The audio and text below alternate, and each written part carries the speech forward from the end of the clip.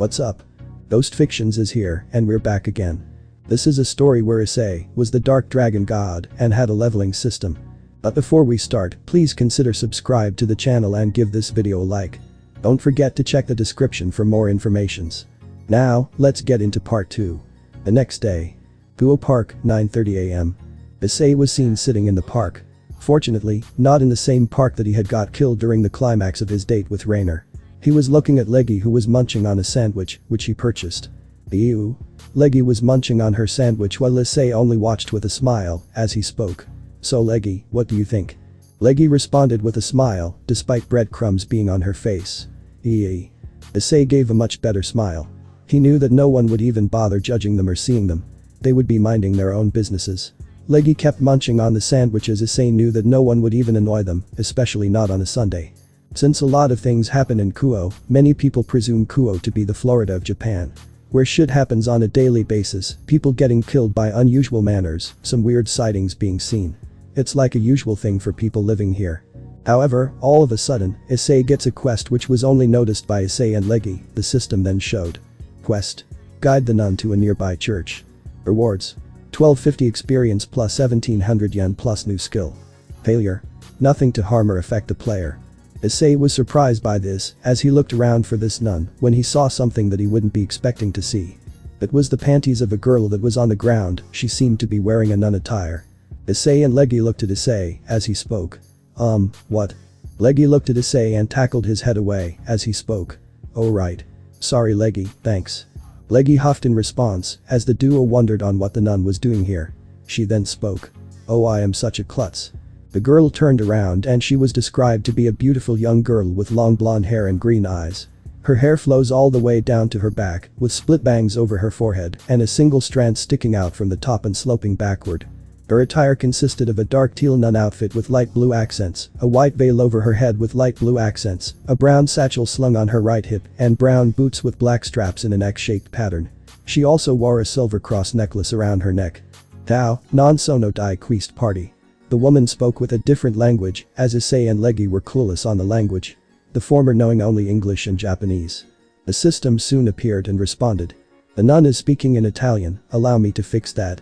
The system soon glowed, only noticeable to Leggy and Issei as it stopped glowing. The girl was confused as she soon spoke in response. Can you understand me? Yes, I can. Issei responded with a normal tone as she responded. Oh finally, thank God there was someone that can understand me. I was worried I was going to have a tough time here. The girl then bows and speaks with a tone used for greeting. My name is Asia Argento. Please call me Asia. Normally Issei would get affected when God is mentioned, but in this world, he didn't become a devil and will never become one. That is why he wasn't affected when she mentioned God. Very well, the name is Issei, and this is Leggy. Leggy responded with her usual tone. I see. Well, nice to meet the two of you. Asia spoke with a tone of cheerfulness as she was about to touch Leggy when she asked. Can I? Sure, you can pet her. Asia nodded as she pet Leggy, who enjoyed it as she rubbed her head to the nun's hand. She is so cute. Leggy enjoyed the pets as Issei asked. So where are you going? Oh, I was heading to the church, would you lead me there? Asia asked normally as Issei nodded. The duo soon headed there as Issei checked her stats by speaking. Stats check. Name. Asia Argento. Title. Former nun of Vatican. Level. 17. Race.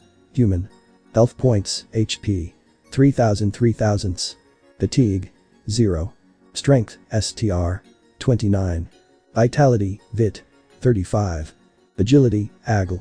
27. Intelligence, INT. 40. Senses, SES. 31. Luck, LCK. 40.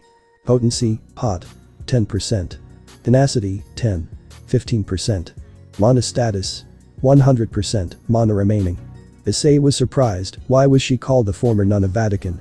But his gut told him that this wouldn't be liked by her, since it may be personal to her. Plus, he just met her, and it wouldn't be nice to ask such a personal question. So Asia, from your language, are you from Italy? Asia nodded and responded. Not exactly from Italy, but I am from the Vatican. You see, I was here on an assignment to head towards the church for activities. Wait, isn't the church abandoned? Issei thought incredulously. He knew that the church was abandoned for a very long time. It was operational when Issei was young, and he used to visit alongside a childhood friend named Shidu. But it was shut down the very next day that Shidu and their family moved out. I knew something wrong happened, but back then, my mind was still depressed on Shidu's departure for England when I was young. I just hope this girl wasn't misled, she seems too naive. Issei thought with worry as the system decided to inform him it knew that this girl was working with the Fallen Angels as it spoke, only letting Leggy and Issei notice it. The player is right, the girl is being misled. She is unaware that she is working with the Fallen Angels. She thinks that they are her allies. Issei grew worried upon this as this was noticed by the nun, with her voicing it out. Is something wrong, Issei-san? And nothing much. Issei spoke with a fake smile, however before Asia could respond, she could hear crying. Given her nature, she immediately went and started healing the boy while speaking. There. Don't cry. The wound was healed quickly as she continued. Big boys don't cry like this. You are supposed to be strong. And strong boys don't cry. The boy nodded and stopped crying as he spoke with gratitude. Thank you, Wani-sama. Asia only gave a smile despite not understanding the language. She could sense the gratitude in the tone. Issei knew that this person seemed to be nice towards others and time would only tell on her true character. The nun turned around and looked at Issei, who was seemingly surprised as she spoke. Oh, I am sorry about that. No, it's alright. Is the boy fine? Asia nodded and spoke. Yes, he is. You? Leggy asked, to which Asia responded. Oh, it's my ability, Leggy. I can heal any minor injuries on a person's body. This is a gift from God. Yeah. Leggy responded with happiness as Issei led her to the church while having some small talk. He then asked. Say, shouldn't you be in the Vatican serving the church instead of coming here? Asia shook her head and spoke. Yes, but apparently I was asked to come here by a father and 3 sisters. Issei thought for a moment, and when the 3 sisters and 1 father were mentioned and fallen angels being the ones manipulating this girl, he became wide-eyed. This means Asia will only encounter Raynare and another fallen angel whom he has not encountered yet. He killed the father and one of the 3 sisters. This meant that he still had to kill 1 more of these sisters before he would ultimately end up meeting with Raynare. However, he does believe there would be more allies till he ultimately confronts the woman that killed him out of fear for his powers. Eventually they reached the church as he spoke. You need to trek a bit before reaching the church. Oh. Thank you, Issei. Asia headed her way as Issei and Leggy watched her leave. Leggy then spoke. I know, Leggy, we should wait before something happens. We need to get stronger before I confront my ex-girlfriend. Issei muttered to Leggy, who nodded in response. Issei soon got the quest completion rewards. Quest complete. Guide the nun to a nearby church. Rewards. 1250 experience plus 1700 yen plus new skill. Level up. New skill gained. Heal ring. Allows the user to heal for 10 HP per second for a duration of 5 minutes. Heal ring. Heals user for 10 HP, which cannot be prevented or dispelled unless sealing or dispelling magic is strong enough. Leggy gains 625 experience due to experience share. Neat. Issei muttered to himself, looking at his stats. He then spoke. Stats check. Name. Issei Haidu. Title. Rookie Trainer, Newbie Adventurer, Perverted Beast, Host of the Dark Dragon. Level. 28. Experience points, EXPR. 702,900. Race. Human Dragon. Health points, HP. 7,300. Fatigue. 0. Strength, STR. 67. Vitality, VIT. 73. Agility, AGL. 79. Intelligence, INT. 104. Senses, SES. 85. Luck, LCK. 115. Potency, HOT. 40%. Tenacity, 10. 50%. Mana status. 100%. Mana remaining. Yen. 13,000. Leggy looked at her stats and asked. You? What's wrong, Leggy? Leggy pointed her leg to the screen and asked. Yeah. Issei thought for a moment and responded since her leg was pointed to her screen. He then spoke. You want to see your stats? Leggy nodded and responded. Issei smiled and spoke, looking at her. Stats check. Leggy. The stat screen changed to Leggy's stats. Leggy, Orange Gremlin. Level. 11. Race. MONSTER Gremlin. Health points, HP. 901,100. Fatigue. 0. Strength, STR. 27. Vitality, VIT. 22. Agility, AGL. 29. Intelligence, INT. 19. Senses, SES. 28. Luck, LCK. 25. Potency, HOT. 20%. Tenacity, 10. 25%. Issei looked at Leggy and asked. So what do you think? Like the improvement? Leggy looked at Issei and exclaimed in response. Worry not, you will become stronger and no one will ever bully us again. Leggy responded with a beamy tone. Leggy responded in agreement as they both decided to head home. Issei got a healing skill and now he won't be too reliant on others for healing. He desperately needed the skill and the system gave him that. Scene change. Haidu residence, 11:30 am. Issei was on his bed, seeing that nothing was being done. Leggy was on the table, sitting on it, even she was bored. Issei then spoke. When will the system update get over? Leggy responded with a bored sigh. They wanted to go back to the dungeon to grind some levels. But a system update dropped and they are stuck here. Soon enough, the system screen showed up and responded. System update has been completed. Bugs and fixes have been removed, a new feature has been added. But for that the player needs to reach level 30. Issei looked at it and responded. Well, we are close anyway. Just 2 more levels and we will be reaching that feature. Leggy asked with confusion as Issei got up from the bed and spoke. Let's head for the dungeon anyway. Leggy exclaimed as she leaped on Issei's shoulder. Issei then spoke. System, head to the meadow fields. As you wish, player. We are being teleported to meadow fields in 5, 4, 3, 2, 1. Issei's body soon started to glow in response, just like last time. This time he was ready to head to the new area in the dungeon. He soon teleported to the dungeon. Scene change. Meadow fields, 12 PM. Issei and Leggy reached the dungeon where they were supposed to be. They were at the last checkpoint that they had saved. Issei looked at his inventory and the 3 cooked rabbits that he had were gone. I see. So whenever I lose an item I can lose it here, huh? Issei spoke as the system responded. Indeed player, that is how it works. If the player wants to remove or discard any item, they can either do it here and save or do so in the real world. The system responded to Issei's question as he nodded. They soon moved ahead as another pop-up came up with it responding. The system update also introduced some relaxing music to make the player's journey through music more interesting. Does player wish to add that when traveling across dungeons? Yes, no. Yes. You don't mind, do you Leggy? Leggy nodded and responded. The system soon gave a smiley face in response as it soon started to play. Now playing music for Meadowfield Stage 2. Issei and Leggy seemed to like the ambience for this level. They were interested in what was going to happen next. However Issei soon decided to check as he gave a glance to Leggy who responded. Leggy asked with confusion as Issei responded. How do I know what attacks you can perform? Even Leggy seemed to wonder what skills she had as the system soon responded. Player, since Leggy is a part of your party, say check skills. Leggy. Issei nodded and spoke. Check skills. Leggy. The screen soon showed depicting Leggy's current skills. Leggy herself was curious on what skills she had. Skill name. Headbutt. Description. Skill name. Boomburst. Description. Issei clicked on the same description that he did for Headbutt as it revealed on what the attack does. Skill name. Headbutt. Description. The user aims their head to deal an attack from the head. Deals physical damage to target enemy and damage is variable on user's strength. Skill name. Boomburst. Description. Not a bad skill, Leggy. Leggy beamed at this and responded. Issei decided to check the second skill and was surprised by what he was seeing. Skill name. Headbutt. Description. The user aims their head to deal an attack from the head. Deals physical damage to target enemy and damage is variable on user's strength. Skill name. Boomburst. Description. The user screams at the top of their lungs, causing anyone to have to suffer the destructive power of a terrible, explosive sound. Deals special damage to everyone around including allies and a 40% chance of inducing deafness onto anyone that hears this. Enemies or allies that rely on hearing as a major sense have a higher chance of getting inflicted with this debuff. Deafness. The target has lost his sight of hearing for a short amount of time.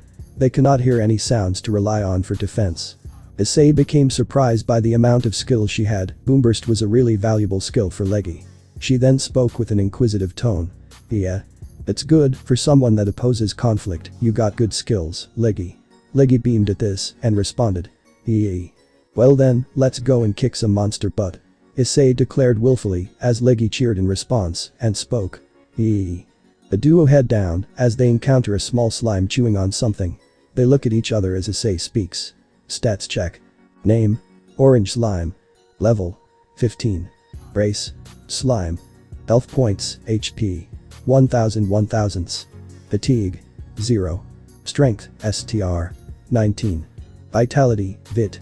14. Agility, AGL. 15. Intelligence, INT. 0. Senses, SES. 14.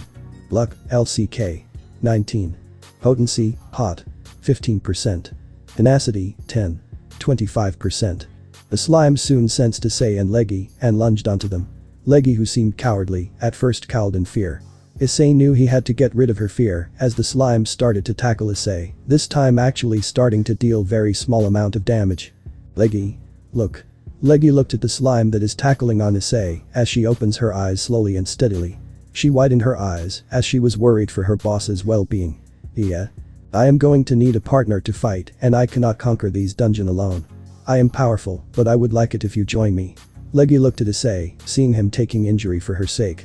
She couldn't help but be saddened by this. The two had started to develop a bond ever since Leggy was rescued from the wild rabbit leader. Yeah. Leggy muttered with concern as Issei grunted he would soon run out of health points as Yearbus looked on with interest, wondering if he would be sacrificing his own health points for his ideals and goals and eventually his life. Leggy looked in horror, however soon that changed into anger as she immediately shouted a battle cry. Leggy soon unleashed a headbutt that pushed away the slime. The slime staggered back as an angered expression could be seen on her face. She was not going to get her boss injured. Leggy once again screamed as she tackled the slime backwards. The slime released tentacle-like appendages and unleashed its attacks on Leggy, who dodged the attacks by moving to the left side. She soon dodged another slime attack by moving to the left. Tackling the monster to the ground with another headbutt, the slime was sent flying. It tries its best to avoid the headbutts, but its only methodology is defending itself. It doesn't have any intelligence to finding other methods of counter-attacking or dodging the attacks. The slime exclaimed in frustration as it soon threw several more tentacles. Leggy was quick and evasive. Despite having lower level than the orange slime, its stats surpassed the orange slime, with its intelligence eclipsing it. Taking a notice of something in the orange slime, Leggy looked at a nearby stick and had an idea with it.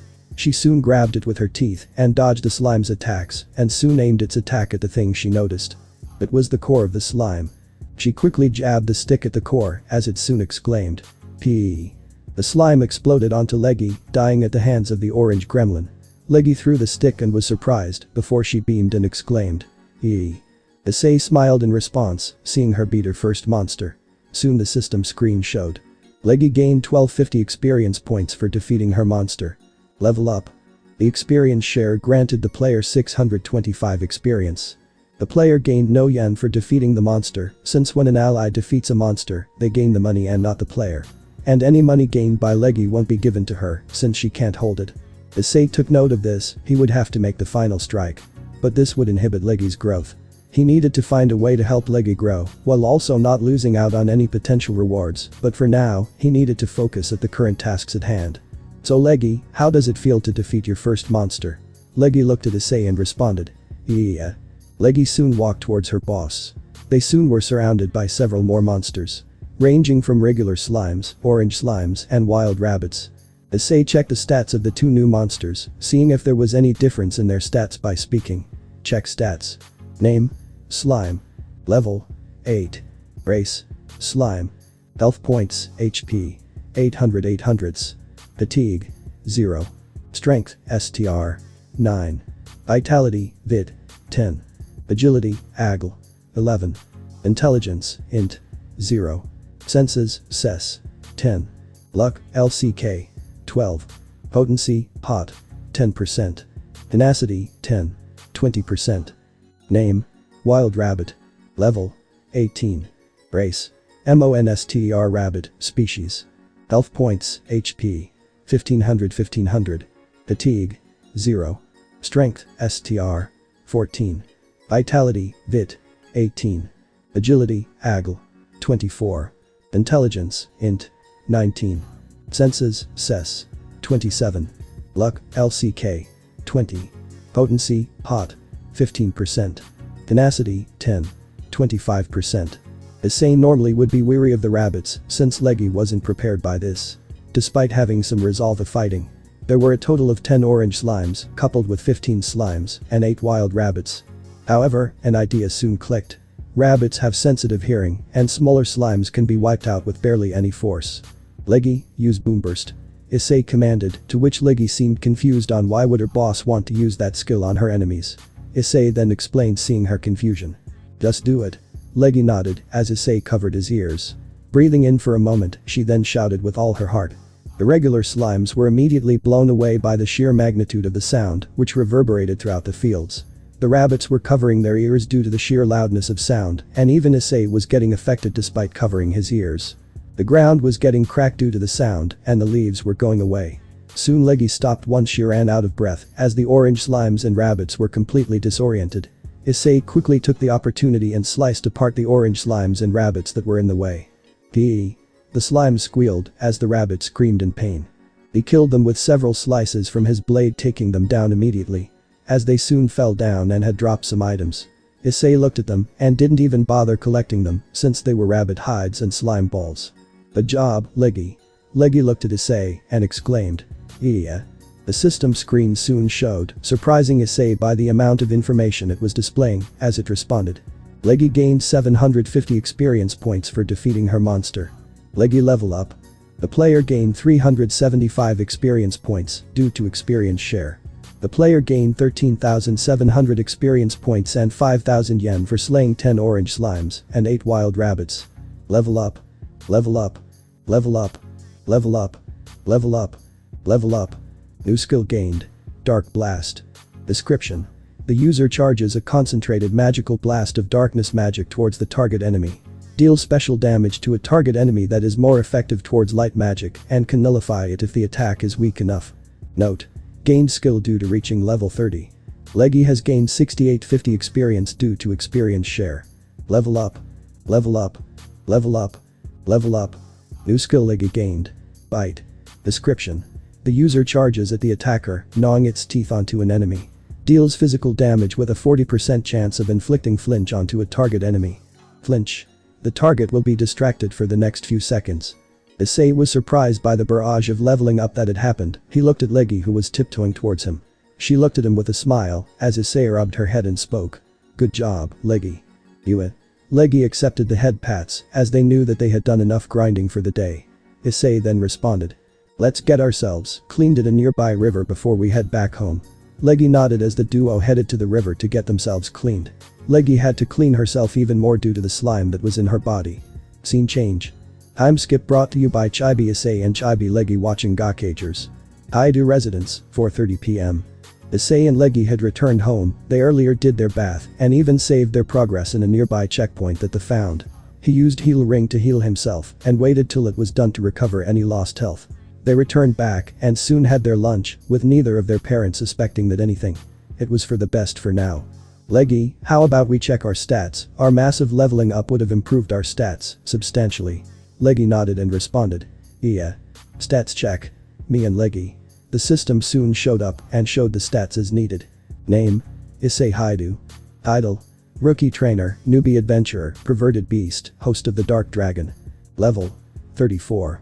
Experience points, EXPR. 03400. Race. Human Dragon. Health points, HP. 8100 8100. Fatigue. 0. Strength, STR. 97. Vitality, VIT. 103. Agility, AGL. 109. Intelligence, INT. 124. Senses, SES. 115. Luck, LCK. 135. Potency, POT. 45%. Tenacity, 10. 55%. Mana status. 100%. Mana remaining. Yen. 18,000. Leggy, Orange Gremlin. Level. 17. Brace. MONSTR Gremlin. Health points, HP. 1550 1700. Fatigue. 0. Strength, STR. 40. Vitality, VIT. 38. Agility, AGL. 44. Intelligence, INT. 29. Senses, SES. 43. Luck, LCK. 41. Potency, POT. 20%. Tenacity, 10. 25%. Issei looked at the stats and knew Leggy would be much stronger than before. Hell, she even reached the same level as Asia once did. Issei then asked. So Leggy, how does your stats feel? Leggy looked at her body and responded. Issei nodded as he soon entered to the home screen as suddenly a message popped up just like he did. Player, tap the icon to the top right of the screen. The system had an arrow cursor similar to the one in any personal computer towards an icon. He did what was told, with Leggy joining in as well. However, what he saw annoyed him to no bounds. He then spoke. You've got to be kidding me. Leggy looked at her mentor in confusion as the screen showed a box at the center. Issei recognized what exactly it was. It was none other than loot boxes. The screen suddenly blurred with a blue screen as the screen tutorial began. These are loot boxes, obvious with the player noticing them. These will help the growth of the player. The player can gain a single item per day from a loot box, with one loot box being free every single day on a daily basis. Unless the player wants more, then it is 1000 yen per loot box. Hey, that's a steal. Not fair. Issei exclaimed angrily as Leggy asked. You? Sorry Leggy, the system is just being an ass asking me for 1000 bucks for a single loot box. Leggy nodded in understanding as she looked at the screen with slight annoyance. She remembered that some food she had costed cheaper than this. Well, it is the player's choice, right? Issei had a tick mark upon hearing this. He looked at the system with annoyance as he grumbled. Yeah. The system showed a big smiley face upon hearing this. It then responded. Then we can continue the tutorial player, getting back to it. Let's first open the first free loot box of yours. The screen returned back to normal as a cursor appeared near the loot box selection as the system spoke. Click on open. Issei looked at the loot box and tapped it. It seemed free, so why not take it then? The loot box on screen started to open and shake, with it soon increasing its glow and exploding, revealing a single item. The item flew in the air before landing on the screen ground. He could see what it was as a system message soon showed up. Gained 1x instant revive. A legendary item. Does user wish to store in the inventory? Yes. No. As the player can see, they gained a new S-rank item. Since there is more space, they can easily store it. Issei nodded, he knew gaining a legendary item was rare. The system soon commanded while moving an arrow to the yes icon. Click on yes to store it. Issei did so and another message popped up. The item is stored in inventory. The screen soon blurred and a dark blue film appeared and responded. Congratulations on pulling your first item and that too a legendary. Guess luck was in your side today. Issei nodded with a smile and spoke while pointing to another location. Click on this button to check the item rarity. The screen returned to normal as Issei clicked the button, soon a panel showed up on the screen. This showed up the item rarity. Drop rates. Legendary, 1%. Mythical, 5%. Epic, 10%. Very rare, 14%. Rare, 30%. Common, 40%. Pulls for a guaranteed legendary drop, 1/50th rolls. Pulls for a guaranteed mythical drop, 1/40th rolls. Pulls for guaranteed epic drop, 1/25th rolls. The screen soon started to blur yet again as the system spoke. As the player can see, each drop rate has a certain percentage of showing up. The drops depend completely on the player's luck, so if you want a legendary or mythical item you want, pray to the luck gods to give you that. Issei nodded, the drop rates could have been worse. It was satisfactory in his eyes.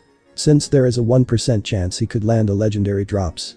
He also noticed the guaranteed pulls for drops. He then speaks. Will pulling a legendary, mythical or epic drop reset the pulls for guaranteed? Issei asked as the system responds. No, it won't player.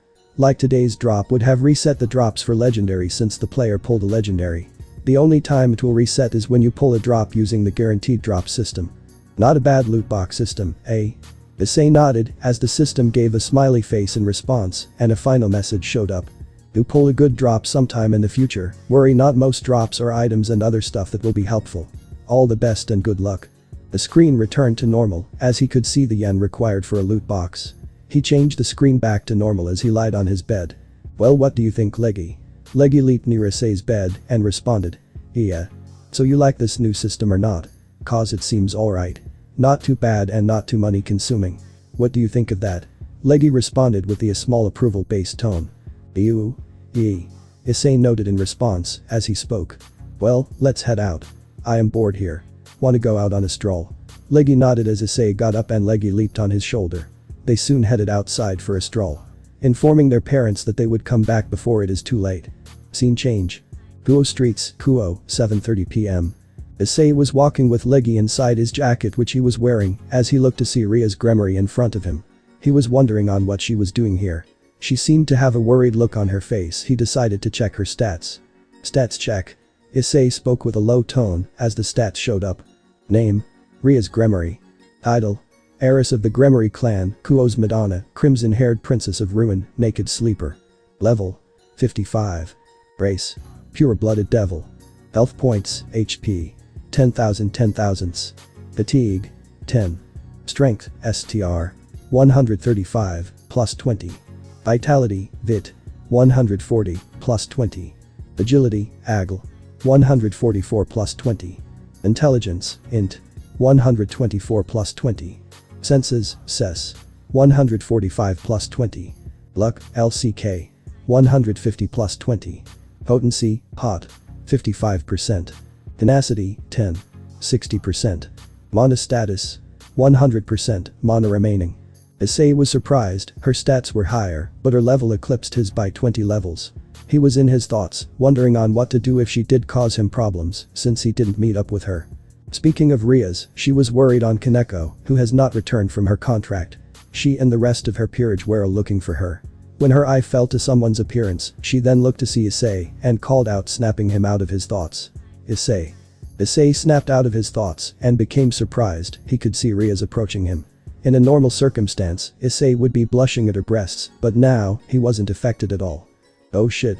Issei cursed himself in his thoughts. He wanted to avoid her, but now, he had to talk with her. He then spoke with a normal tone. Oh hey, Rias-senpai. What are you doing here? Rias spoke in response. I was looking for someone, but I wanted to speak to you about something. Why you didn't come when I called for you on Friday? Well, I was not feeling well and I did say that I may come to the org, right? Rias nodded. Yudo did inform her about that. She wanted to talk to Issei about Raynare and what really happened in the date. However, before she could, Issei asked. You were looking for someone, right? Who are you looking for? Rias shook her head and spoke. You shouldn't worry about it. We should be locating her after a while. I don't intend to bother you in any way.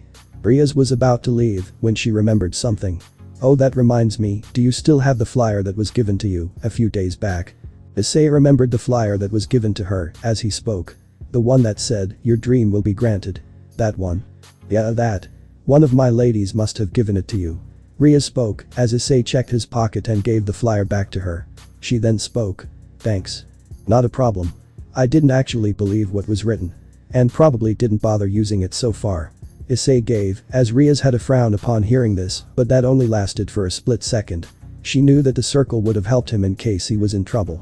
She couldn't reveal the existence of supernatural to someone that had never been involved in that world. She was going to do so when he would eventually comes to the occult research club room. Little does she know, Issei is well aware of the supernatural world. I see. Anyways, I should get going. As much as I would like to talk, we cannot for now. Please come on Tuesday, since Monday is an academy holiday, so that we can have a proper chat later on. Since I need to look for my member for now. Issei nodded as Rias started to walk away from him. He looked at her leave without any problems, since her business wasn't his problems. He was about to walk away when suddenly the system decided to screw with him and appear in front of him. Quest. Look for the missing occult research club member. Rewards. 2500 experience plus 2000 lean plus reputation with Rias Gremory plus. Failure. None. Issei looked at the quest and a grumble grew on his face. He wondered on why the system liked to screw up with him so much. First loot boxes and now this. He knew that this would increase his level even more so that he could unlock the shop at level 40. He needed to get some valuable items that would help him later on. He then spoke with a sigh. All for the sake of grinding. Issei muttered to himself with a sigh as he turned around and spoke, calling out to Rias Gremory. Rias-senpai. Rias turned around and spoke. Yes, Issei. Should I help in looking for this person? Rias was surprised by this question as she asked. Wait, you want to look for Kaneko-chan? Oh so, the school mascot, that is who was missing. Issei spoke in response, recollecting the popular Kaneko who was considered the school mascot was missing. Rias nodded in response and spoke. Yes, she is the one that we are looking for. But Issei, you should be heading home. It's alright, we can look for her on our own. Please, I insist. Issei spoke, to which Rias couldn't say much and nod. She then spoke. But once when you are done helping, you have to return back home. It's best you don't get into our business. For now. Rias muttered the last part as Issei spoke in response. Alright then. Rias nodded with a smile as they both split up looking for her. They continued looking for her, as Issei kept an eye on his end. Leggy also leaped from his jacket as she assisted in looking till Issei saw someone from his peripheral vision that the door was open. He contacted Rias upon this, as he found this house to be suspicious. She appeared moments later and could sense Kaneko inside the room. She is here. Rias spoke with a worried tone, as she spoke to Issei. Thank you Issei, but we can take it from here. Wait, shouldn't we call the police? It seems eerily quiet. Rias shook her head. She appreciated the thought, but knew that human police won't be effective if any supernatural creature is inside the room. No, we got this from here. And I think you should also head back. It's getting late and I don't think your parents would want that. Rias spoke with a smile, as Issei looked at her and nodded and spoke. Alright, if you say so. Issei completed the quest and that was all that there is to it. She looked at Leggy and asked. Who is she? Oh, her. This is Leggy. Leggy looked at her and responded. Yeah. I see. Rias crouched to her level and spoke with a smile. Nice to meet you Leggy. Rias gave a better smile as she spoke. Well, I will catch you on Tuesday, see you later Issei. Issei nodded and spoke. Alright. He walked away with Leggy in tow as Rias watched him leave before she contacted her peerage to assist her in rescuing Kaneko. She could sense the holy magic in his room and it was not good news for her. Issei and Leggy were leaving the room where Issei got the quest rewards. Quest complete. Look for the missing occult research club member. Rewards. 2500 experience plus 2000 lean plus reputation with Rias Gremory plus. Leggy gained 1250 experience due to experience share. Leggy level up. Yes, you gotta level up.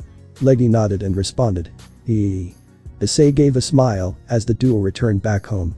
They already were done with their quest and soon they decided to head home. The next day. Haidu residence, Kuo, 7:30 am. Issei was in his room as he was checking his daily loot box.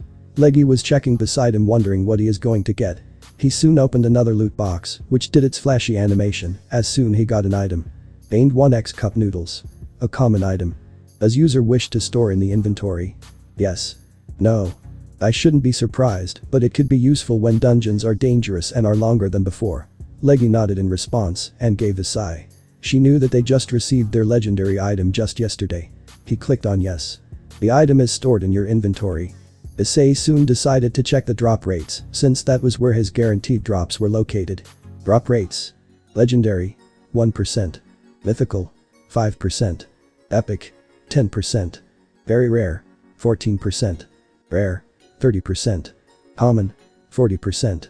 Pulls for a guaranteed legendary drop. 2/50th rolls. Pulls for a guaranteed mythical drop. 2/40th rolls. Pulls for guaranteed epic drop. 2/25th rolls. Issei had a question, he then spoke voicing his question out. What is there is a chance of getting a guaranteed drop for all three at once, like for instance every 200th drop? The system screen started to blur and changed to a darker shade of blue, and the system responded. In a unique case like that, the drop amount increases to 3 or 2 instead of the usual 1. The player can get even both legendary, epic and mythical in one loot box. But such a case is rare, so worry not, player. Issei noted this in response as he closed the system. The screen returning to normal as he then looked at Leggy and spoke. Since I am not interested in going for a dungeon today. Should we head outside? Leggy responded as the gremlin leaped on Issei's shoulder. They soon headed out for a walk, wondering who they will encounter today. Issei was outside, with Leggy in tow. She was kept under the illusion of being a kitten due to the system. Issei wasn't aware of this until the system itself informed him about this. He wondered on how they would see Leggy in real. Since in his eyes, they always saw Leggy as Leggy and not as a kitten, not until the system informed him as such. When he inquired this, the system responded that they won't be comfortable seeing a head on 2 legs roaming around.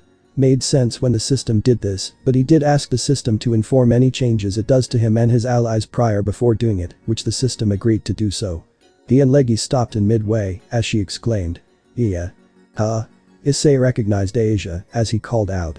Hey Asia. Asia turned around as she spoke. Issei. Yeah, it's me. Issei walked towards her and soon spoke. So how are you doing?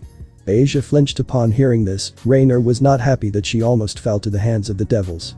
Not only that, the devil Kaneko was able to escape from being killed thanks to Issei, something that Raynare and her last fallen angel were completely unaware of. Raynare was furious that her plans were close to being discovered. I am fine. Asia responded with slight nervousness. Issei and Leggy detected some level of nervousness and had an idea on who was it, or at least Issei did. He knew this was Raynare's doing. Since her two comrades haven't returned, he knew Raynare would be paranoid and strengthening herself or what remains of her forces. He was surprised that she didn't have a confrontation with him. He was expecting to have a run-in with her soon enough. "So, what are you doing here?" Asia shook her head and spoke. "I was getting familiar with this place. After all, this is where I have to stay for a while. Would you help me?" "Oh sure, why not? Where do you want to go?" Issei spoke, as Asia shook her head and responded with a smile. "Wherever you feel it is best." Issei nodded. He noted this girl is too naive for her own good. She can be easily manipulated and toyed with, and Raynare has some intentions with this girl. He was surprised by the fact that she is not dead yet. Erebus himself was trying to understand the Fallen's goals. He had an idea on why she must be alive, since for all he knows she is just a pawn under that Fallen's control. "Very well then, let's go to a place I am familiar with." Issei responded with a smile, as they went for a sort of date. Scene change. Issei was in a restaurant, as he and Leggy were munching on a burger, the latter holding the burger for the gremlin to be fed, as the waiter looked at the nun and asked, "What would you like to order?" Asia was unable to get what she needs to order. Issei stops her and speaks to the waiter. "Sorry, she can't speak Japanese, can you get a burger and some coal for her?" Issei speaks in Japanese, allowing the waiter to understand. He mentally thanked the system for allowing a language domain to open between them. The waiter brings the food within a few seconds, as he informs Asia. "This is how you eat a burger." Issei drops Leggy's burger for a moment, which causes her to get a bit annoyed. "Yeah." Leggy voices out her annoyance to Issei as he speaks. "Teaching her how to eat, then I will let you eat." "You eat?" Leggy responded, as Issei shows Asia. "You can eat this by wrapping it like this." Issei removes the wrapping on her burger and gives it to her, as she looks at it in awe. He then takes his burger and eats it while opening his mouth wide and chomp. Issei takes a bite of the burger, as Asia nods. She does the exact same thing and takes a huge bite as well. She enjoyed the burger, as she speaks. "This is good. That's fast food for you. Now for the French fries." Issei picked up a fries and took a bite from it. She then responded. "Oh my." Issei nodded and spoke. "You also eat?" "Alright." Asia took a fry and ate it as well. She enjoyed the food. He then looked at the cold drink and took it in his hands. He then speaks. "Now look at the cold drink. Put your mouth on the straw and start sucking it, like this." Issei started to put his mouth on the drink and started to suck it, as Asia nodded. She soon followed him in doing the same. "See, it's good, isn't it?" Asia removed her mouth from the straw and nodded. She really liked the entire food. She started to eat her food and enjoyed eating this for the very first time. Issei then asked, "Is this your first time eating this?" Asia nodded and responded. "Yes, during my time in the monastery I was only given bread and pulses, and sometimes potato as food." Issei noted, the food seemed pretty dull for what she was given. He should have known that this was the food that she would have been given. Such simple food, huh? Then remember this food, you will be eating this often. Asia nodded as she chomped on some more of her food. Issei just watched as Leggy nudged to his hand and he looked at her and spoke. "Oh yay, sorry." Leggy nodded as he started feeding her as well. She munched on her food as she consumed it with a faster pace as he looked at the empty burger and responded. "Girl, you were hungry." Issei spoke with an amused tone as Leggy responded. He looked at Asia as he spoke. "Once we are done, let's go to a nearby game center to have some fun." Asia was surprised by the fun Issei mentioned. She then spoke in response. "What do you mean by fun?" "Just finish your food, we will be heading there soon." Asia nodded in response as she started to have her food. She soon completed them as the duo soon headed to the game center that was nearby. There they saw some games. He looked at one of them as it was the game known as the downhill driver. "This is the game I have played. I was the legendary downhill driver known as Ice." Issei pointed to the screen that had several names, including the name Ice, with a high score of 9,999,999,999,999. Wait, you played this game?" Issei nodded in response and spoke. "Yep, and I was the top scorer." Issei's tone had a bit of pride in it as he sat down and showed his skills on the arcade. Boom. He put his foot down on the accelerator and quickly changed the gear around the curve.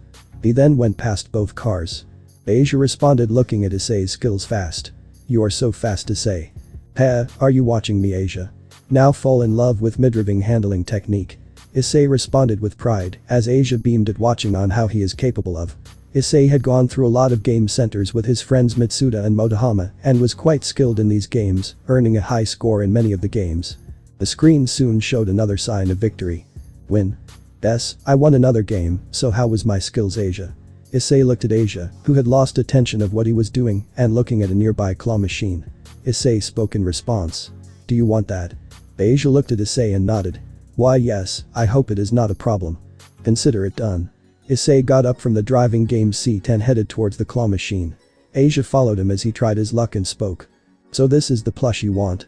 Issei asked Asia, pointing to a plush that looks like Pikachu from the Pokemon series, known as Rakyu-kun, to which she nods and Issei does this.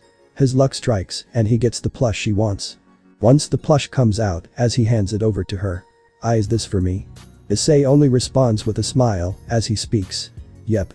She beams at this and takes the plush. She then holds it towards her face and has a blushing smile filled with happiness. She was ecstatic that she was getting this, something she would cherish for her life. Scene change. Park, Kuo Town, 3:30 p.m. Issei and Asia were seated beside each other as she speaks, looking at Issei's sacred gear. I never knew you had a sacred gear like you did. Issei shook his head and spoke. Well, you did show me yours, so I decided to show you mine. Issei disabled the sacred gear and Asia spoke in response. I see. Asia seemed gloomy as Issei looked at her sudden change in expression as he asked. Asia, mind if I ask you something? Asia looked at Issei and responded. Sure. I know that the church here is abandoned. Asia flinched upon this as Issei continued. It has been for several years at this point. Asia nodded in response. Issei was correct on the matter yet again. The church was abandoned for years at this point. This was merely a cover for their base of operations, or to be precise, Raynare and her company's base of operations. This was used in a manner that the devils won't suspect. So why are you even here? Like, without the church, how are you going to preach to your god? Issei asked, to which Asia responded. We are going from house to house in order to preach. We plan on covering every house by the end of this week. Issei noted, although he knew she was lying, this was an acceptable answer in many people's eyes, especially those that didn't have any encounter to the supernatural. He then spoke with an amused tone. I see. Issei didn't want to push it, he was going to confront Raynare tonight and stop her tonight. Asia then spoke. Issei. May I tell you something, a part of my past? Issei turned to Asia, realizing that she was too trusting for her own good. She then spoke. You see, I was left at the monastery at a very young age. I was raised my whole life as a sister of the church and was taught to be like that. One fateful day, I encountered a wounded puppy and I healed him. Ever since that day, I was treated as the holy maiden of the church. My life was happy and good. Asia spoke with a sad smile, there was a mixture of happiness and sadness in her voice. I was happy despite not having any friends. People were happy around me and that was enough for me. Issei noted this, he knew that they saw her as a being that can heal people, and not as a human. He could relate to her, since if they know of his sacred gear, he would be treated in a similar if not worse manner. He then heard the change in her tone. However, I ended up healing a devil. He was badly injured and I did what I used to do for others. But when they heard this, I was called horrible names like cursed being or witch. Issei narrowed his gaze, before gritting his teeth in anger. He did not show this to Asia, since she may not like it and may fear him. Asia remembered the haunting words she had to hear from the people of the church. There was clearly a haunting memory for her. The power that can heal devils. Something absurd like that cannot happen.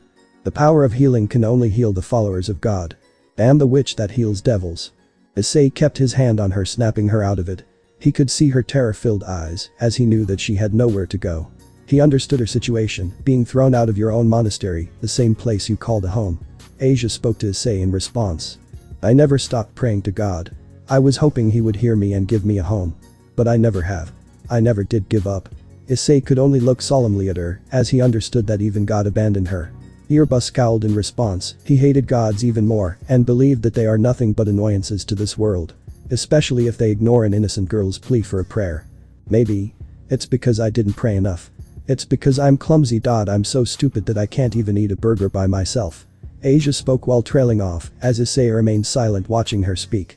She wanted to be better for God, but there was no one to come for her, no one to help her or care for her.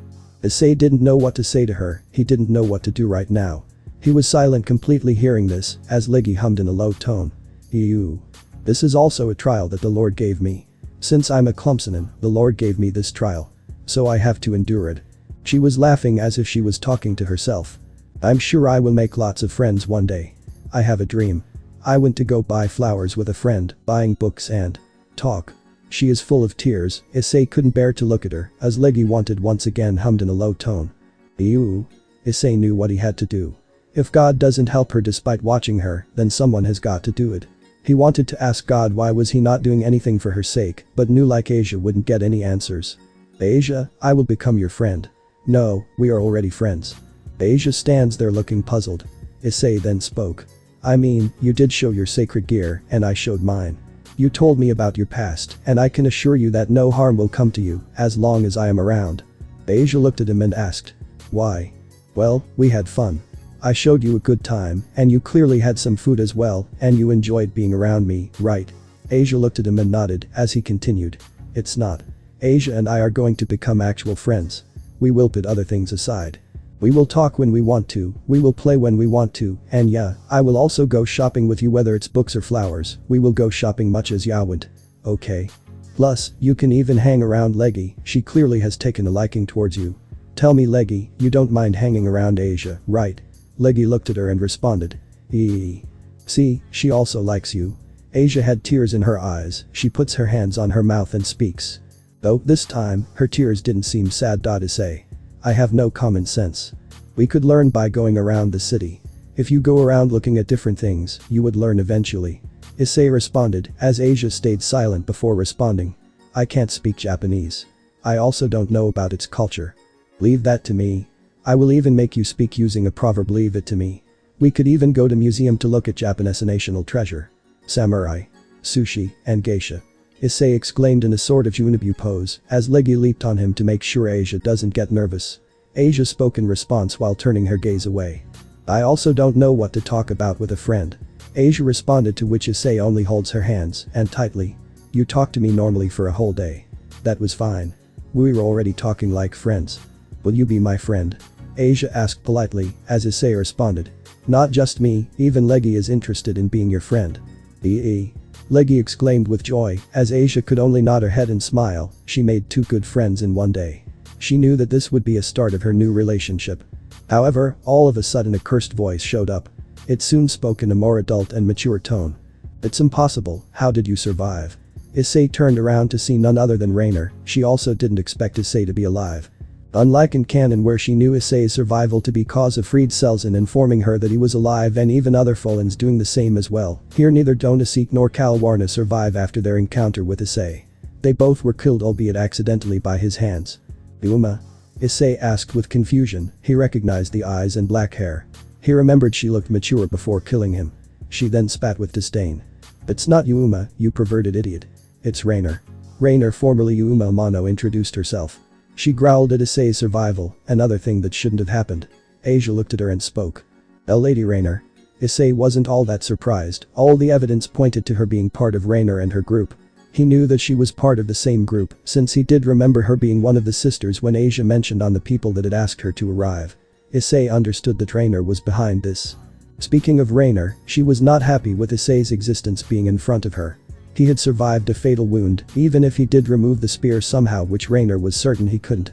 The excessive bleeding would have ended his life. But here he is, healed and alive, it just couldn't get any worse for the fallen angel. She had lost Kalawarna and Donaseek, and now, Issei was alive and was with her biggest prize. She was livid that Issei managed to survive, but she couldn't kill him, since she had to pick up Asia for the ritual. You know her? Issei asked, feigning surprise. He had to make his move carefully, since he did not know how strong Raynare was compared to Kalawarna and Donaseek. He could check her stats now, but he had to be very secretive about it. I do. Asia responded, as Raynare spoke to him. You should be returning back to us. You are our personal belonging. Then no. I won't.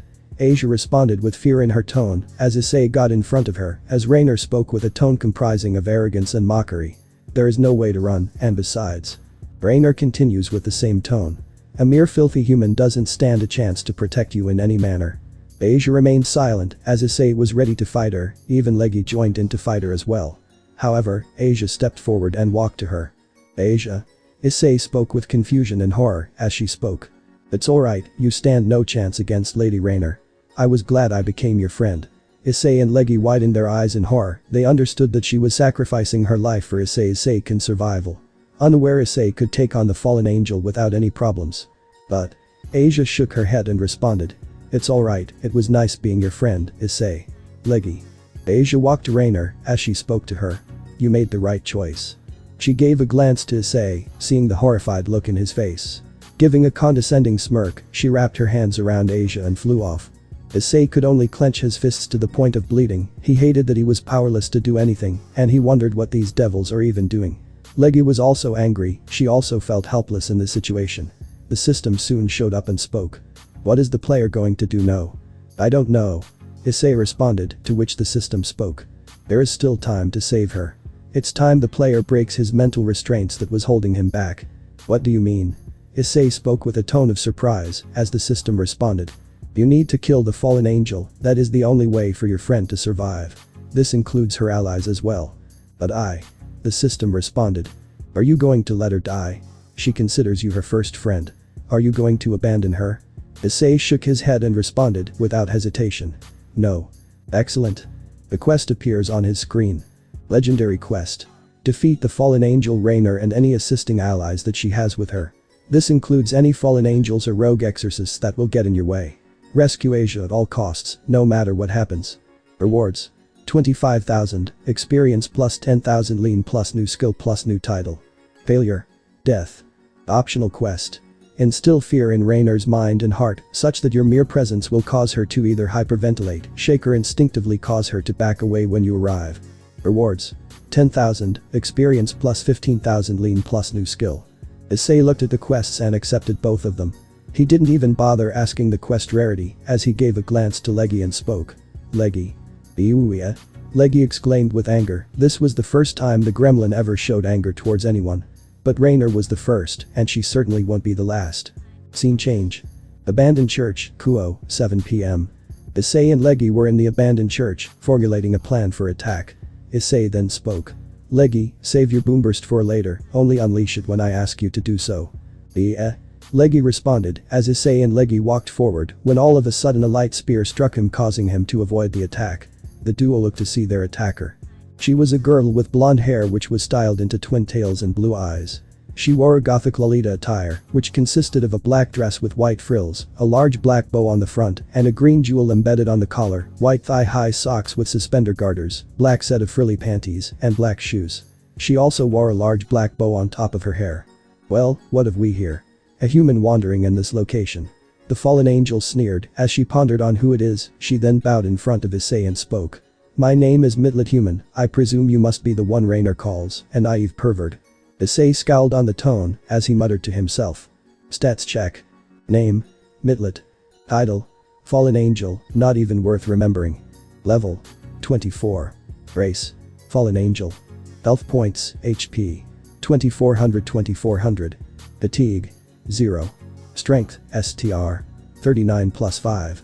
Vitality, VIT. 47 plus 5. Agility, AGL. 41 plus 5. Intelligence, INT. 40 plus 5. Senses, SES. 41 plus 5. Luck, LCK. 35 plus 5. Potency, POT. 30%. Tenacity, 10. 45%. Mana status. Full. So that is why the system said that. Issei thought in a surprised tone. Even Leggy didn't seem to be interested, as he looked at her and asked one word. "Really? What?" Midlet asked in confusion, as she was not expecting a mere human to say that. Issei then spoke with a cold tone. "I ain't got time for this." Issei disappeared in a flash and appeared right behind her, and before she could react, he kicked her chin, turning it sideways, which shocked her, which sent her down in a flash of light. Thud. There was dust where Midlet had fallen. Some of her clothes were tattered.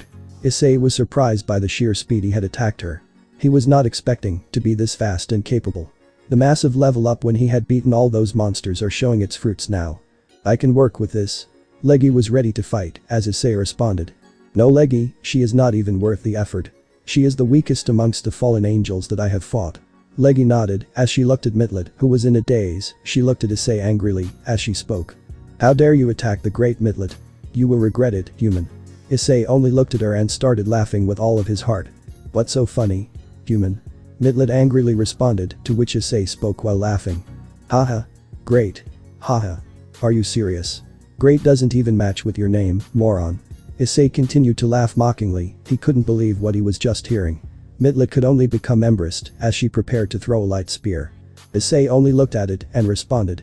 "Really, hope great Midlet Sama doesn't throw a slower spear."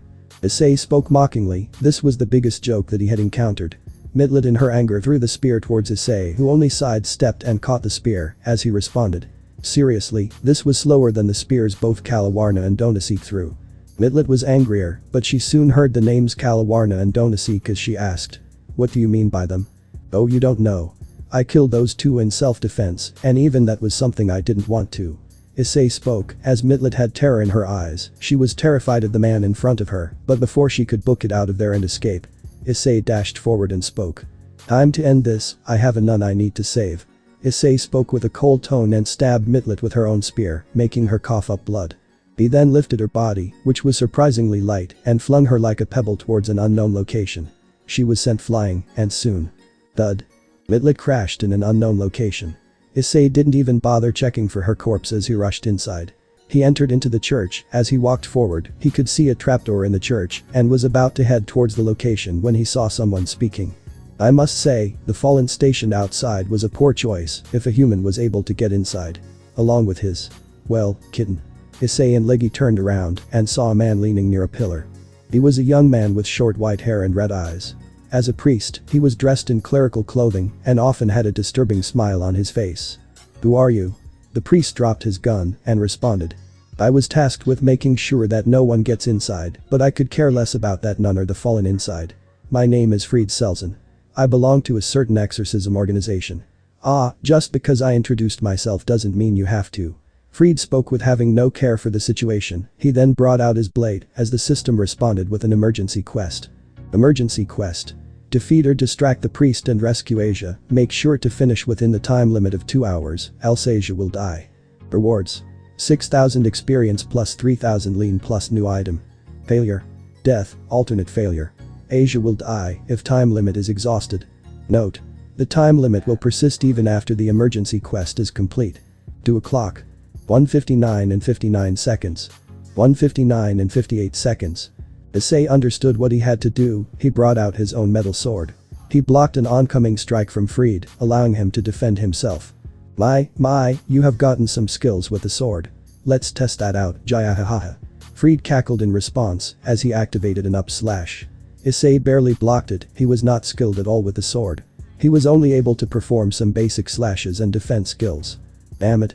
Issei cursed underneath his mind. He wondered if he will be able to fight or not at this state.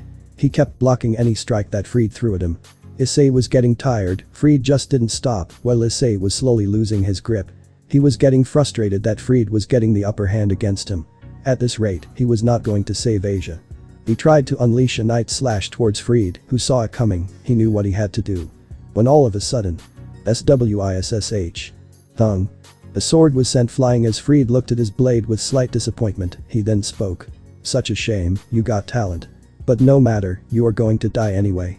Issei gritted his teeth. He saw Fried charging at him with the intent to fatally kill him as he quickly unleashed fire spin, exclaiming quickly in response. Fire spin. Embers started to surround Fried, causing him to stop his charge. He soon screamed in pain as a whirlwind of flames surrounded him. Issei saw this and spoke. It's a good thing fire spin is hard to evade. Issei knew the accuracy of the skill is pretty good. He did his job as Leggy spoke in concern. Ew. Issei shook his head and spoke. I am fine, let's go, we don't have much time left. Issei looked at his notification screen. Emergency quest complete. Defeat or distract the priest and rescue Asia. Make sure to finish within the time limit of 2 hours, else Asia will die. Rewards. 6,000 experience plus 3,000 lean plus new item. Level up.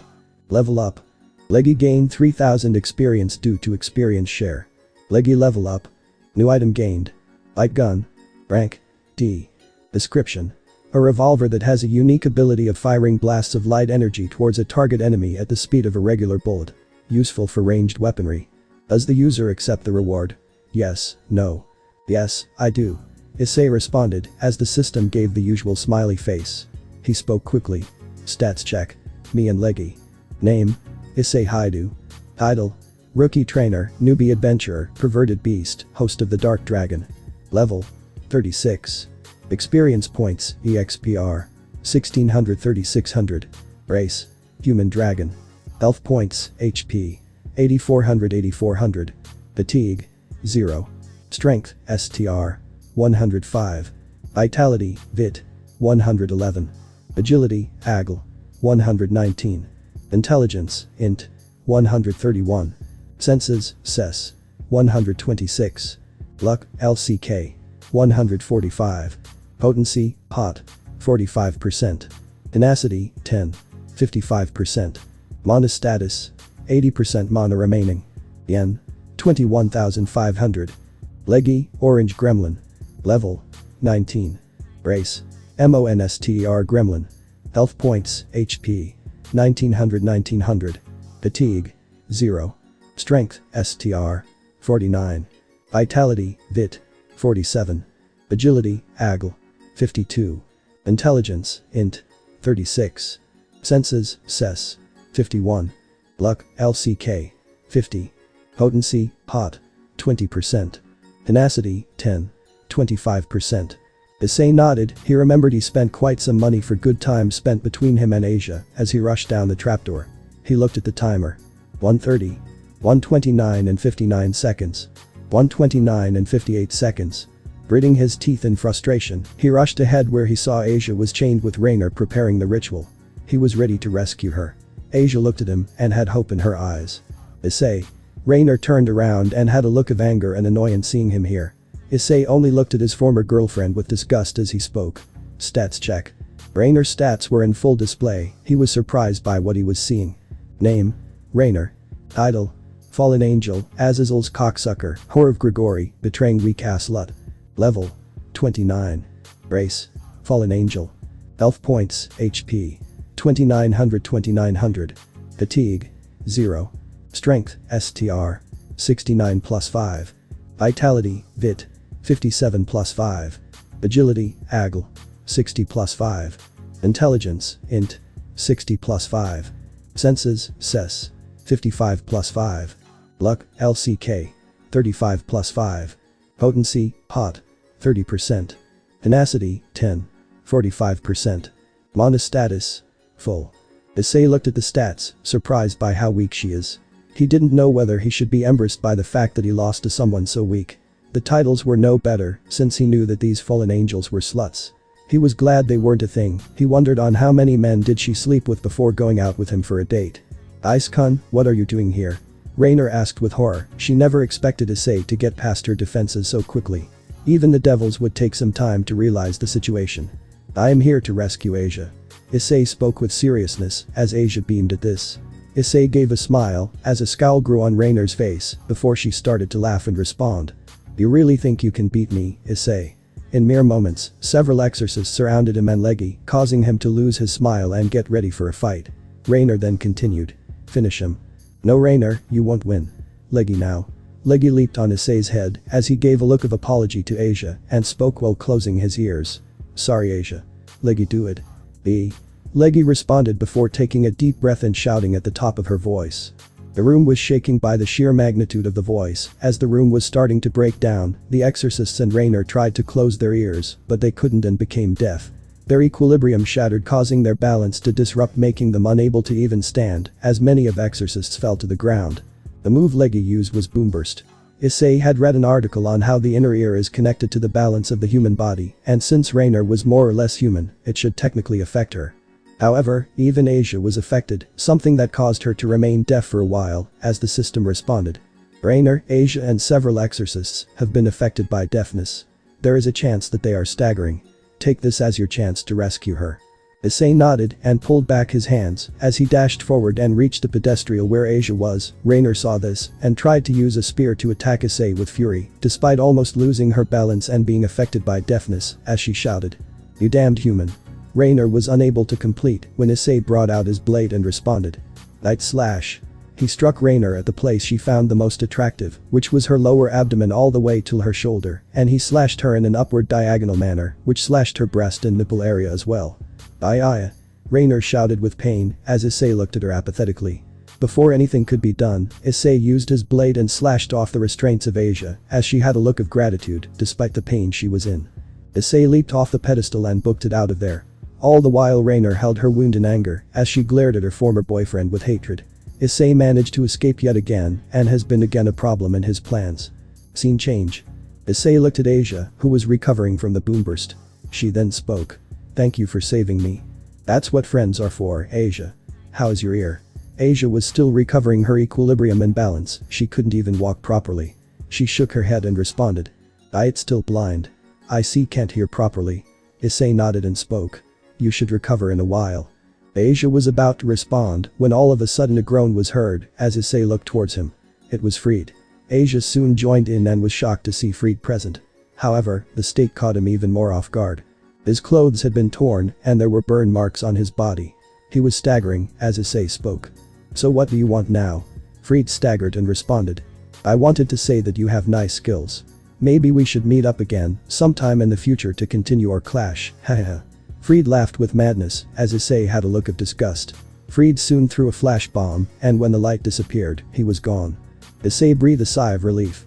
The mad priest wasn't his enemy and it was best if it stayed that way. Asia looked a bit worried, but Issei spoke. Let's head back. We need to figure out on what we can. Before Issei could complete, a shout was heard. Leggy was sent flying. She had a spear that was aimed at her lower chin as she was in complete pain. The duo turned around to see Raynare was the attacker. She had seared her wound shut with flame magic from an exorcist since there was no time to stop the bleeding. She was still in pain. She was beyond livid, she had underestimated him. And because of that, all of her plans were in ruins. She was going to make him pay, and this time, painfully.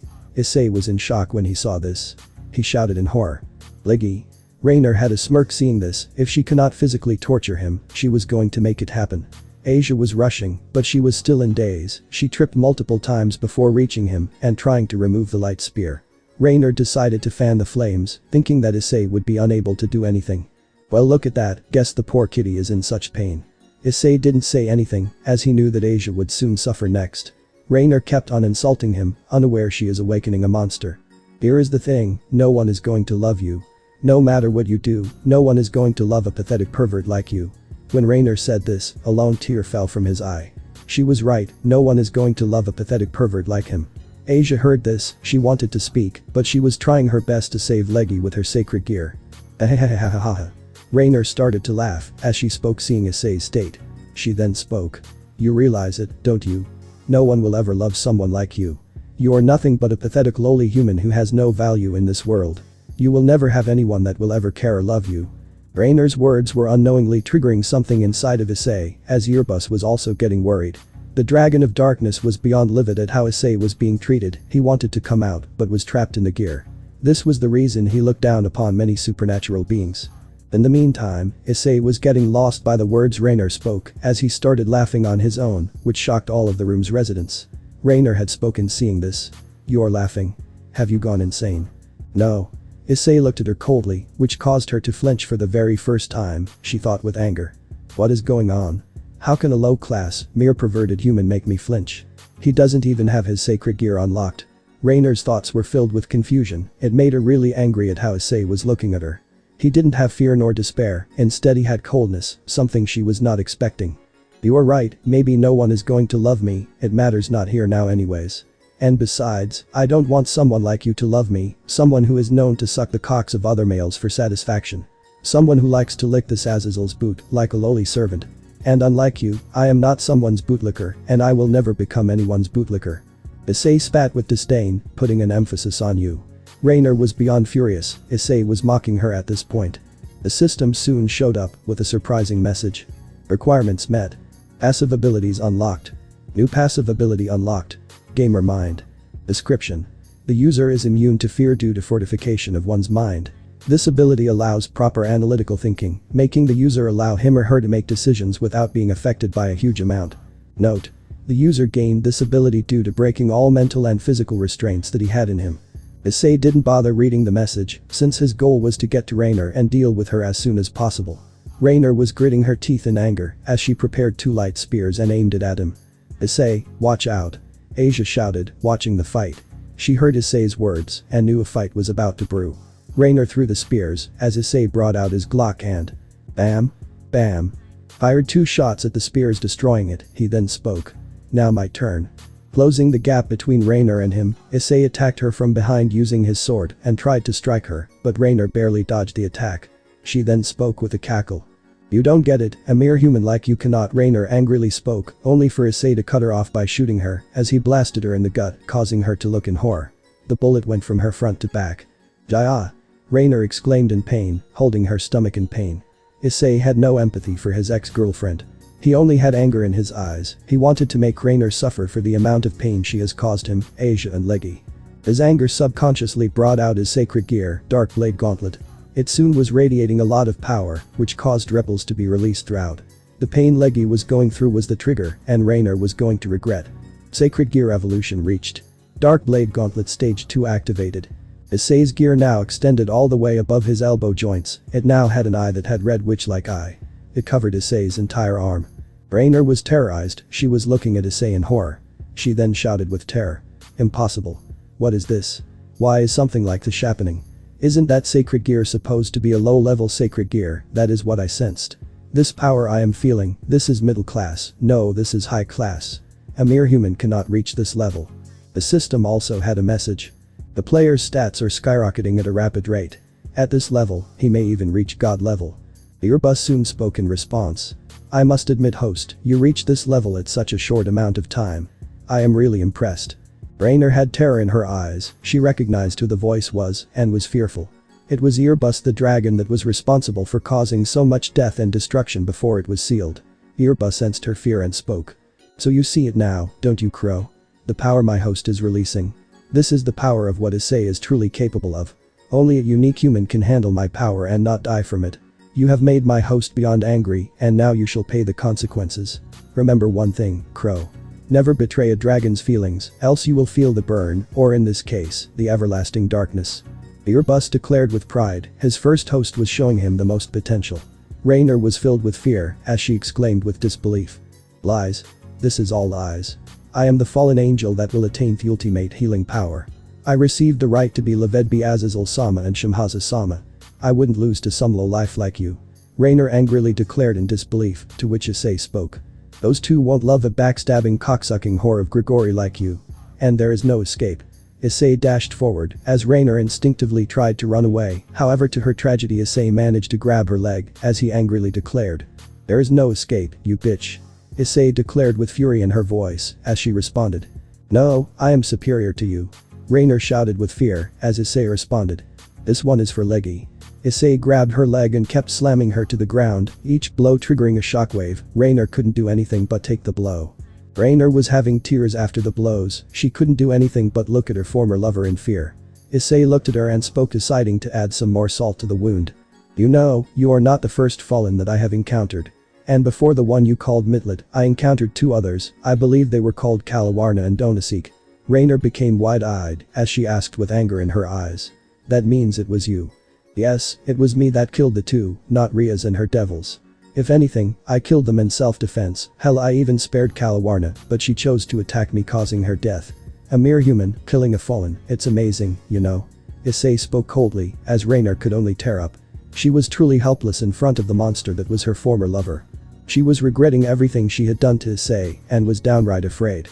However, there was still something up in her sleeve. She was hoping that maybe Issei would spare her, despite what she did. She soon spoke in her Yuma voice and appearance. Her Yuma appearance was described to be a short black dress with a small, light purple jacket on top. Her appearance also became less mature than before, with a slightly shorter bust. Issei flinched upon seeing this as she spoke. Ice-kun, please, don't kill me. If you want, we can still become a couple. Grumbling in response, he spoke. You have some nerve of entering that form after what you did. You really have no honor or shame, don't you? You really think that I will want a whore like you as a partner, especially after what you did to my friends? Raynare could only watch with horror as she tried to plead, but Issei cuts her off and calls out to Asia. Asia. Asia was close to healing Leggy to full health as she diverted her attention and spoke. Yes. Should we spare her or kill her? Remember, she wants you for your sacred gear and would do anything to make your life miserable. Do you want someone like her in your life? Issei asked, to which Asia was surprised. She knew the woman as she wanted to plead, but a kick from Issei silenced her, causing her jaw to stagger. Asia then spoke while closing her eyes. No, she is too far gone. She doesn't deserve anyone's mercy after what she did to me and Leggy. Asia spoke while turning her gaze away from her so-called sister, as Raynare could only look in horror as Issei spoke. You heard the woman, although I will ask you a question, answer me correctly, and I will give you a painless death. Raynare nodded, she was too terrified to even speak to Issei at this point. Issei then spoke his question. So Raynare, will you die for me? Raynare was too terrified knowing where this was going, as she started to crawl away to safety and ran as fast as she could, while screaming. No. Issei shook his head and responded. Wrong answer. Fire spin. A fiery vortex engulfed Raynare's current position, causing her to scream in pain. The flames were burning the fallen angel alive, as her flesh was burning, causing her immense pain. Her clothes were the first to burn off, as she was crying for mercy. But there was no one that had mercy for her. Asia had turned her gaze away, as Leggy had a cold look on her face. Once the flames died down, only dust remained of the fallen angel. The torture lasted for a few minutes, until she eventually died due to being burned alive. Legendary quest complete. Defeat the fallen angel Raynare and any assisting allies that she has with her. This includes any fallen angels or rogue exorcists that will get in your way. Rescue Asia at all costs, no matter what happens. Rewards. 25,000, experience plus 10,000 lean plus new skill plus new title. Optional quest complete. Instill fear in Raynare's mind and heart, such that your mere presence will cause her to either hyperventilate, shake or instinctively cause her to back away when you arrive. Rewards. 10,000, experience plus 15,000 lean plus new skill. Total rewards gained. 35,000, experience plus 25,000 lean plus 2 new skills plus new title. Level up. Level up. Level up. Level up. Level up. Level up. Level up. Level up. Level up. New skill gained. Night Days. The user looses a pitch black shock wave at the target to inflict damage. Deal special damage to the target enemy and inflict blind on a target enemy which cannot be resisted. Blind. The enemy can't see at all for a short amount of time. New skill gained. Flamethrower. The user unleashes a volley of flames on a target enemy that burns a target enemy. Deal special damage to a target enemy and 40% chance to inflict burn on a target enemy. Burn. The enemy takes small amounts of damage per second for a period of time. Accuracy of the enemy reduced by 30% till burn is applied. New title gained. Black Dragon EMPEROR Kakurte. Description. The title was gained by the user upon completing the legendary quest of rescuing Asia and unlocking the second phase of the Dark Blade Gauntlet. This comes with a new perk. Stats increase. Gain an additional 20 points on all stats and a 5000 HP boost on them. Does user wish to replace the title? Yes, no. Issei responded to the system. Yes, and replace Host of the Dark Dragon with my new title. The system gave a smile face like usual and continued to display the rest of the updates. Leggy gained 17,500 experience due to experience share. Level up. Level up. Level up. Level up. Level up. Level up. New skill Leggy gained. Low sweep. The user strikes the lower abdomen, usually the legs of a target enemy. Deals physical damage to the target enemy and inflicts speed down on a target enemy. Speed down. The user's agility is reduced by 25% for a short time. Issei nodded upon this as he walked towards Leggy and spoke. How is she? Yes, she is fine, fortunately the spear did not hit anything fatal. Leggy did feel the level up glow as she responded. That's good to hear, let's head home. Leggy nodded as he looked at Asia and responded. Are you coming? I will try to speak to my parents about your situation and find a way. Are you sure? I don't want to impose. Issei shook his head and spoke. Nonsense, that's what friends are for, come on. Asia nodded as she walked behind Issei, with the trio leaving for Issei's home. Scene change. While Issei and company had left for their home, an unknown figure had shown up, but seeing that his prize was gone, he could only grumble in frustration. He then exclaimed. No. Someone took my sweet Asia. They are going to pay for this. I am afraid not. The figure turned to see a long flowing white hair adorned with a hairpiece that matches her outfit. She is wearing a detailed maid-style dress, which includes a wide apron with ruffled edges over a dark corset-like top and a skirt that blends dark and light colors. The dress is complemented by white stockings and high-heeled shoes with red soles and black accents. The woman looked at the man, aware that he broke a major rule. The man scowled looking at her as she spoke. I would advise you to leave before you have to face against me.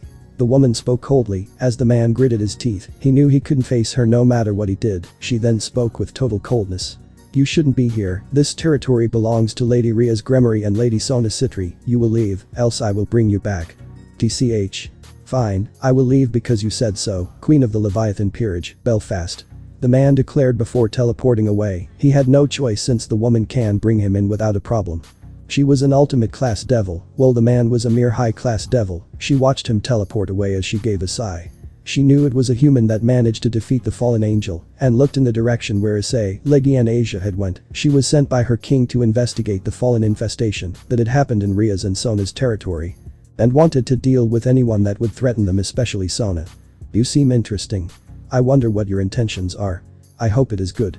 Belfast spoke as she looked to see Mitlet walking towards the church. She was alive from the fatal blow that Issei had dealt to her. No. Mitlet spoke with horror, seeing Raynare's ashes and the burn that was left behind, coupled with the light magic she could sense. She knew who did this and gritted her teeth in fury as tears fell from her eyes. That human, he will pay for what he has done. I will make sure to torture him, and then I will go after the devils. Mitlet spoke with anger when. Bam. Boom. Mitlet's head exploded before she could complete. She soon erupted into a burst of feathers. The attacker was revealed to be Belfast, who had her artillery shell out, which soon disappeared as she spoke with disdain. Nuisance. Belfast hated those that would harm innocents for no reason. She knew that Issei had a good reason for killing the fallen. She hoped that she could have a talk maybe in the future, wondering what he is going to do now. She sensed his power and knew that he could either be a strong ally or a strong adversary. She hoped it was the former. Character stats. Name. Issei Haidu. Title. Rookie Trainer, Newbie Adventurer, Perverted Beast, Black Dragon Emperor. Level. 45. Experience points, EXPR. 604,500. Race. Human Dragon. Health points, HP. 12,000. Fatigue. 0. Strength, STR. 155. Vitality, VIT. 161. Agility, AGL. 169. Intelligence, INT. 171. Senses, SES. 170. Luck, LCK. 185. Potency, POT. 55%. Tenacity, 10. 60%. Mana status. 100%. Mana remaining. Yen. 46,500. Character skills. Fire Spin. The ability allows user to generate a fiery vortex on the target enemy, trapping them for a few seconds. This attack deals special damage to the target enemy for that short period of time. Fire Vortex. Enemy takes special damage for a short duration upon skill activation. Shock Wave. This ability allows user to generate a small electrical wave towards the enemy. This deals special damage to the target enemy with a 50% of inflicting paralysis on an enemy. Paralysis. The target is unable to use attacks that deal physical damage nor move freely for a short amount of time. They can still use special damaging attacks and move some parts of their body, however. Air Strike. The user leaps in the air and unleashes a strike aimed at the target's head or vital organ. Deal physical damage to the target enemy. This attack cannot be countered. Night Slash. The user turn strikes the opponent whenever open and deals physical damage to the target enemy. There is a higher crit rate with this attack than usual. Crit rate increased by 50%. Arc Blast. The user charges a concentrated magical blast of darkness magic towards the target enemy. Deals special damage to a target enemy that is more effective towards light magic and can nullify it if the attack is weak enough. Heal Ring. Allows the user to heal for 10 HP per second for a duration of 5 minutes. Heal Ring. Heals user for 10 HP, which cannot be prevented or dispelled unless sealing or dispelling magic is strong enough. Night Daze. The user looses a pitch black shock wave at the target to inflict damage. Deals special damage to the target enemy and inflict blind on a target enemy which cannot be resisted. Blind. The enemy can't see at all for a short amount of time. Flamethrower. The user unleashes a volley of flames on a target enemy that burns a target enemy. Deals special damage to a target enemy and 40% chance to inflict burn on a target enemy. Burn. The enemy takes small amounts of damage per second for a period of time. Accuracy of the enemy reduced by 30% till burn is applied. Aim or Mind, passive. The user is immune to fear due to fortification of one's mind. This ability allows proper analytical thinking, making the user allow him or her to make decisions without being affected by a huge amount. The next day. The Cult Research Club room, Kuo, 11:30 AM. Rias Gremory was working on some paperwork. She remembered what happened last night when she and her peerage went to investigate. She sighed in remembrance on what happened then. Flashback begins. Rias and her peerage were present in the abandoned church as they checked out the place and saw several corpses, all of whom belonging to exorcists that were rogue. Kaneko sensed around the location as she noticed several feathers, with her calling out. Rias Butchu. Rias turned around and asked. What happened, Kaneko? Here. Kaneko picked up some feathers that belonged to Mitlet as Rias took a moment to analyze it and speak in response. Fallen angel feathers, it is just like our last investigation where feathers were found. Someone has been killing these fallen angels, but who? And more importantly, why? Rias spoke in response. She was trying to investigate on who killed these fallen angels, since it was kind of her job to investigate the situation, but there are no leads, only what remains of the fallen angels. Udo and Akeno were also looking around when they saw some singes, as Akeno spoke. But you? Rias turned around and spoke. Yes. Take a look here. Akeno spoke to Rias, and she joined in. She also was surprised to see this, as she spoke. This is just like when that fallen was killed. Rias spoke, remembering the investigation of the death of the fallen angel that was killed 3 days ago. She remembered that even that fallen angel was burned to death. She put 2 and 2 together and came up with the only conclusion she could find with the evidence she had. This means that the attacker or defender was the same person that is killing the fallen angels. We need more evidence to find out who really is it. Rias spoke as her peerage agreed to this. They understood that the person that attacked the fallen angel on Friday and the incident today was all the doing of this mysterious attacker. She had to find out more. However, her academy also took priority along with the concern for her peerage. She then spoke. We should all head back. We all have to go to school tomorrow. Let's go. The peerage all spoke in unison. Yes, but you. They all headed back home to go to school the very next day. They had to not make it late, else it will cause even more complications. Flashback ends. Rias finished her paperwork as she spoke. Ah, that's it for the day. Rias started to stretch her hands. Paperwork is always a pain in any job. She hopes Issei can make it today, since she wanted to talk to him. Akeno. Rias called out from her magic circle, as she soon arrived a few moments later. She then spoke. You called, Rias? Yes, I want you to bring Issei Haidu to me. If he is available, check whether he is free. Alright. Akeno bowed in response and spoke with a smile. Leave it to me. Akeno headed outside as she was walking towards the door and was starting to head towards the class where Issei is studying. She hoped that Issei would come to the Orc building for their talk, since they had to resolve this issue as soon as possible. Second year class, Kuo Academy, 1:15 p.m. Issei was groaning in frustration. He looked at Leggy, who was inside his blazer pocket, settling down, as he remembered on how he integrated Asia into their household. He had to thank the gamer mind to come up with an elaborate ruse, else he highly doubted that his parents would have accepted her. Flashback begins. Miki and her husband Goru Haidu, who was described to be a man in his late 30s, wearing glasses, were in complete surprise seeing Asia for the very first time. Asia, that is your name, young girl? Goru asked with shock, as Asia responded in kind. Why yes, that would be me. It is nice to meet you too. Sorry for causing this when it was too late, but she has nowhere to go. She is a sister of a church and wants to settle down in this place. I was wondering if you can help her settle in and get her in Kuo Academy or something. Issei spoke while rubbing his back. To be honest, he barely had any plan to integrate Asia into his house, and he had to quickly think of something, an excuse or anything. Asia, legally we cannot let you in. Japan's laws don't let anyone settle down in others' house, as long as you are not a confirmed relative of ours. Even your organization or parents would be against this. We can get arrested for that. Goru spoke firmly yet sadly. It was true, since there were cases of people being arrested. Miki also nodded, since as legally adults, they would be the ones that could get arrested, and even Issei would be so, since he is legally an adult due to Japan's laws of age of consent being at 13 instead of 18 or higher like in many countries. Issei clicked his tongue in frustration. He forgot about such an important detail. He should have realized this, since this would cause more problems to his family. I understand, but is there no option that we can do? She literally has nowhere to go. Maybe we can adopt her, since she doesn't have parents. Issei spoke his case. He had to reveal that she has no parents, as he spoke to her. You see, she was dropped off to the church and abandoned by her parents and was raised amongst them, so until we find her a place to stay and get her a job, can she stay with us? You can have a daughter as well. Issei. Miki spoke with worry, thinking that his parents don't love him. However, Issei spoke. It's not that, Mom, she has nowhere to go. There has been no contact from the church, and without it, she doesn't know what to do and where to go next. Miki nodded as she asked. Very well, until we can find a way to get you on your own 2 feet. You can stay here. Both were happy about this. However, Miki had another intention. She knew that this girl was clearly cherished by her son, and recently Issei has not been acting pervertedly as of late. She didn't know why, but she wanted to know more about their bond.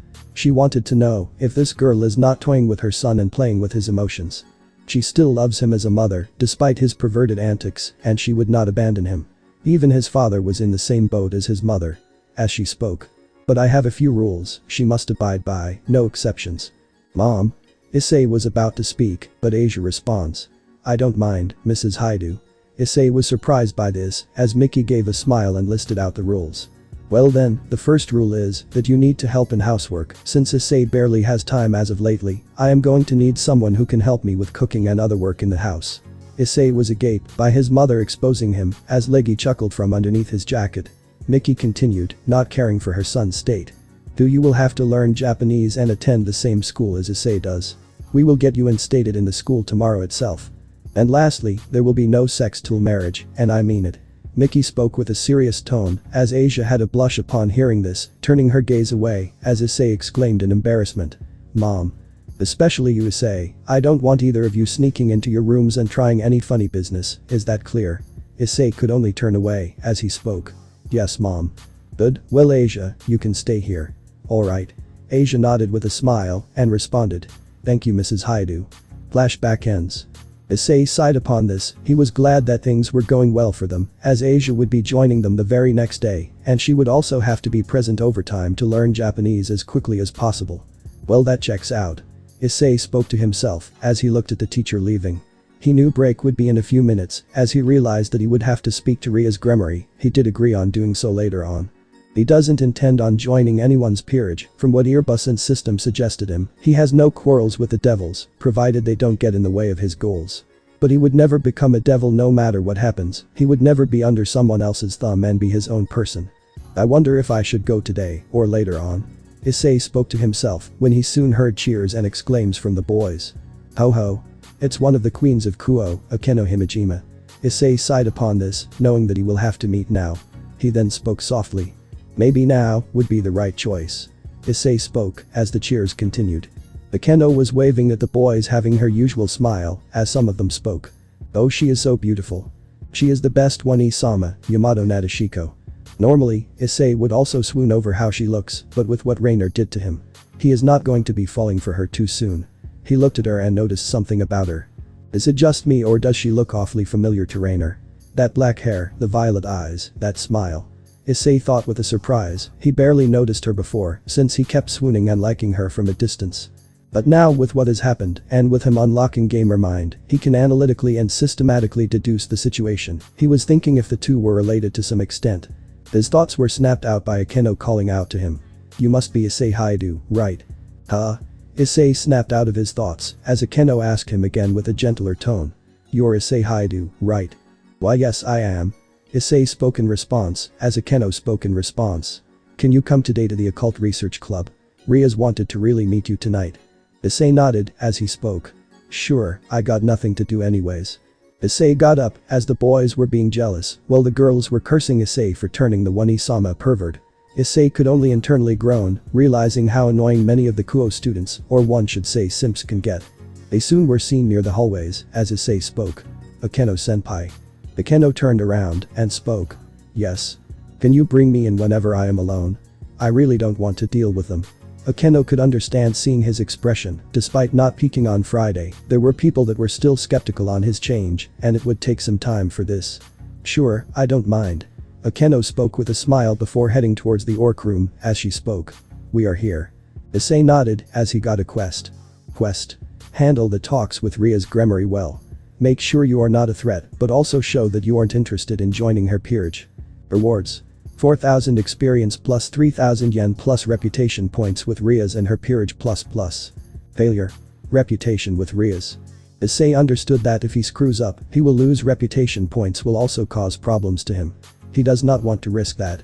Walking inside, he noticed Rias was absent. He looked to see Kaneko eating some sweets on the couch, while Kiba was reading his book. Akeno then spoke in response. Rias is busy with something. You have already met Udo Kiba, right? Yeah. Udo closed his book and walked to him, as he spoke. Well, we couldn't meet properly the last time. My name is Udo Kiba, it is nice to meet you. Yeah, you too.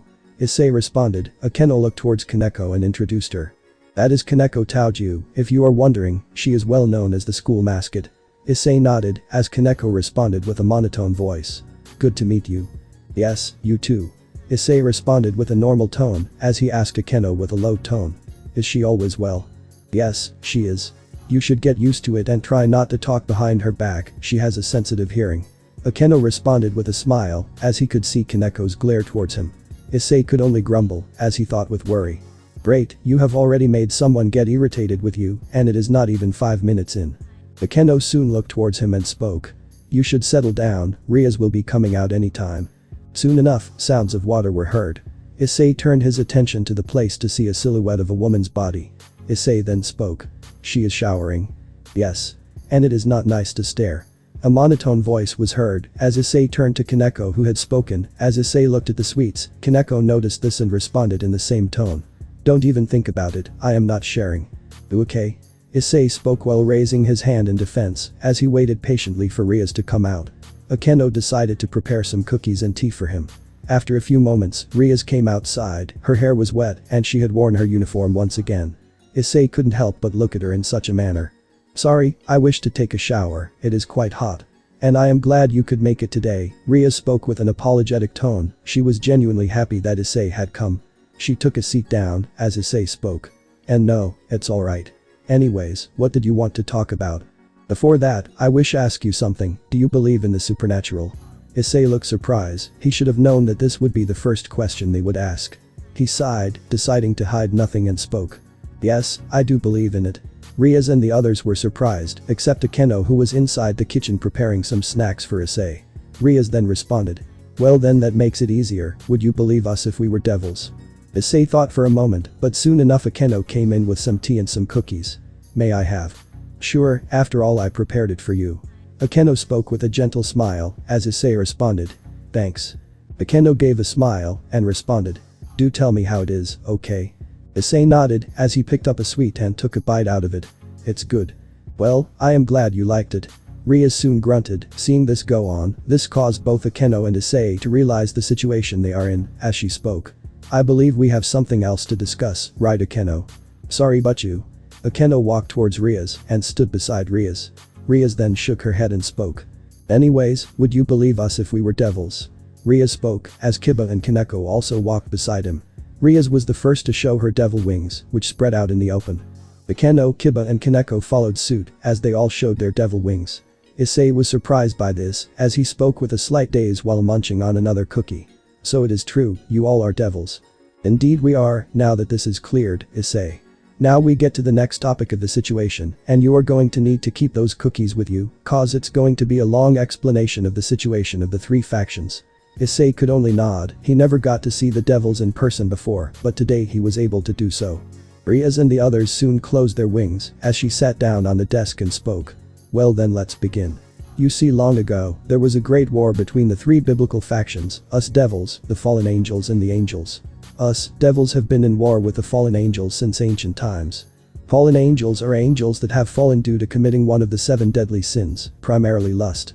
We have been fighting over the possession of Underworld, which is also known as hell in the human world. Underworld is split into 2 areas, one for devils and one for fallen angels. The devils form pacts with humans and receive their sacrifices and increase their strength. The fallen angels on the other hand control humans to eliminate devils. Rias then continued in response. Then we have angels, servants that serve the being upstairs, the god, they come in to destroy these 2 races on God's orders which creates the 3 forces. This has been going on since ancient times. Rias explained to Issei everything about the Great War, as Issei was only munching on the sweets this whole time listening to her story. It was quite interesting as Leggy could only grumble in sadness since she couldn't have any sweets. I see. So this means, this whole place is a place for devils to gather? Issei asked, to which Rias nodded in response. Correct Issei, a cult research club is merely a front for investigating supernatural activities. We all are devils. Issei nodded in response, as Rias soon continued. Well then, now let's get to our third topic. Does the name Yuma Amano sound familiar? Issei became wide-eyed, no one remembered her when Issei asked them, and Rias does, as he spoke with a shocked tone. Wait, how do you know about her? No one else can remember her. Issei responded, to which Rias spoke. Fallen angels and devils can remove information relating to themselves from people's mind and other electronic devices. We have access to memory magic. Issei narrowed his gaze, as Rias spoke. Do you remember the date you were in? Issei was silent, he didn't respond. Raynare will always be a sensitive topic to him, since he remembered the words she had spoken before she was burned alive by him. You realize it, don't you? No one will ever love someone like you. You are nothing but a pathetic lowly human who has no value in this world. You will never have anyone that will ever care or love you." The occult research club were getting concerned by Issei's sudden silence, as Rias asked. "Issei. That means you knew. You fucking knew who she was, didn't you?" Issei exclaimed with anger in his voice, as the devils were shocked. They weren't expecting this reaction from him as Rias spoke with a worried tone. "Issei, please, calm down. I don't know why you are so angry about this, please calm down, we are not your enemies." The other members were ready to knock or restrain Issei, as they saw his change in attitude too much of a shock. They weren't expecting Issei to react in this manner, and the worst part, they have no clue about it. Issei realized this and took a deep breath to calm himself as he spoke. "I am sorry, I didn't know what came over me." Rias shook her head and spoke. "It's alright, no harm was done and no one got hurt. Anyways, what really happened?" Issei remained silent as he asked. "What do you know about mine and Yuma's relationship?" It was a taboo topic for Issei, and that was clear to everyone present. His reaction was an obvious giveaway. "All we know is that you two had gone on a date and she dumped you. Hence your gloomy state." Issei only gave a dry laugh to Ria's response, who understood that something else must have also happened. "But there is more to just a mere breakup, am I right?" Issei looked at her and nodded, he spoke with a sadder tone. "Yeah, she killed me for my sacred gear. I didn't even know there was something inside me until a while later, when I was strong enough to unlock it." Rias and the others were horrified, they weren't expecting this to happen. This was the worst case scenario that she had predicted. She was hoping this doesn't happen, which was why she gave the pamphlet in an event things went to this extent. Issei not summoning her meant that everything was alright, but it was the opposite, nothing was alright. Hell, she had no regret or empathy for what she did. She threw a spear straight into my abdomen as she left me to die. She mocked me for saying that if you want to blame someone, blame God for giving me the gear. Issei spoke with a sadder tone, as both Rias and Akeno were horrified by this even further, Akeno even more so due to knowing who exactly she was. Kaneko stopped eating her sweets and remained silent, while Yuudo Kiba was angered by what had happened. "Issei. Issei shook his head and spoke. "Don't be sorry, it is not your fault. It is my fault, as someone who watches over this town, I have made a grave mistake in misjudging the situation due to lack of evidence." Rias bowed in response, as she continued. "Had I known this to be true, I would have done anything in my power to prevent this from even happening in the first place. You wouldn't have to ever go through this experience ever again. I take full responsibility for my lack of judgment and your suffering." Issei remained silent, not wanting to speak, as Rias walked to him, as she spoke. "Please Issei, is there anything I can do for you?" Rias pulled his hands with her own, raising them up and spoke with a more gentler smile. "I will do anything to take accountability for what my misjudgment, please tell me." Issei looked at her and spoke. This was not fear, this was trauma that was inside his mind, as he spoke. "I don't know." Issei released his hand and was headed for the door in a slow manner. Rias and the others watched him leave, she then spoke. "Issei, wait. What?" Issei spoke with a low tone, as Rias spoke. "How about we become friends?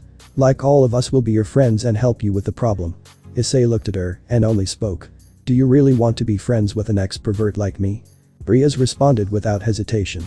"We would love to become friends, so please stay, let's talk about your situation, I promise you that we will find a way to fix this. Please." Ria's tone was desperate.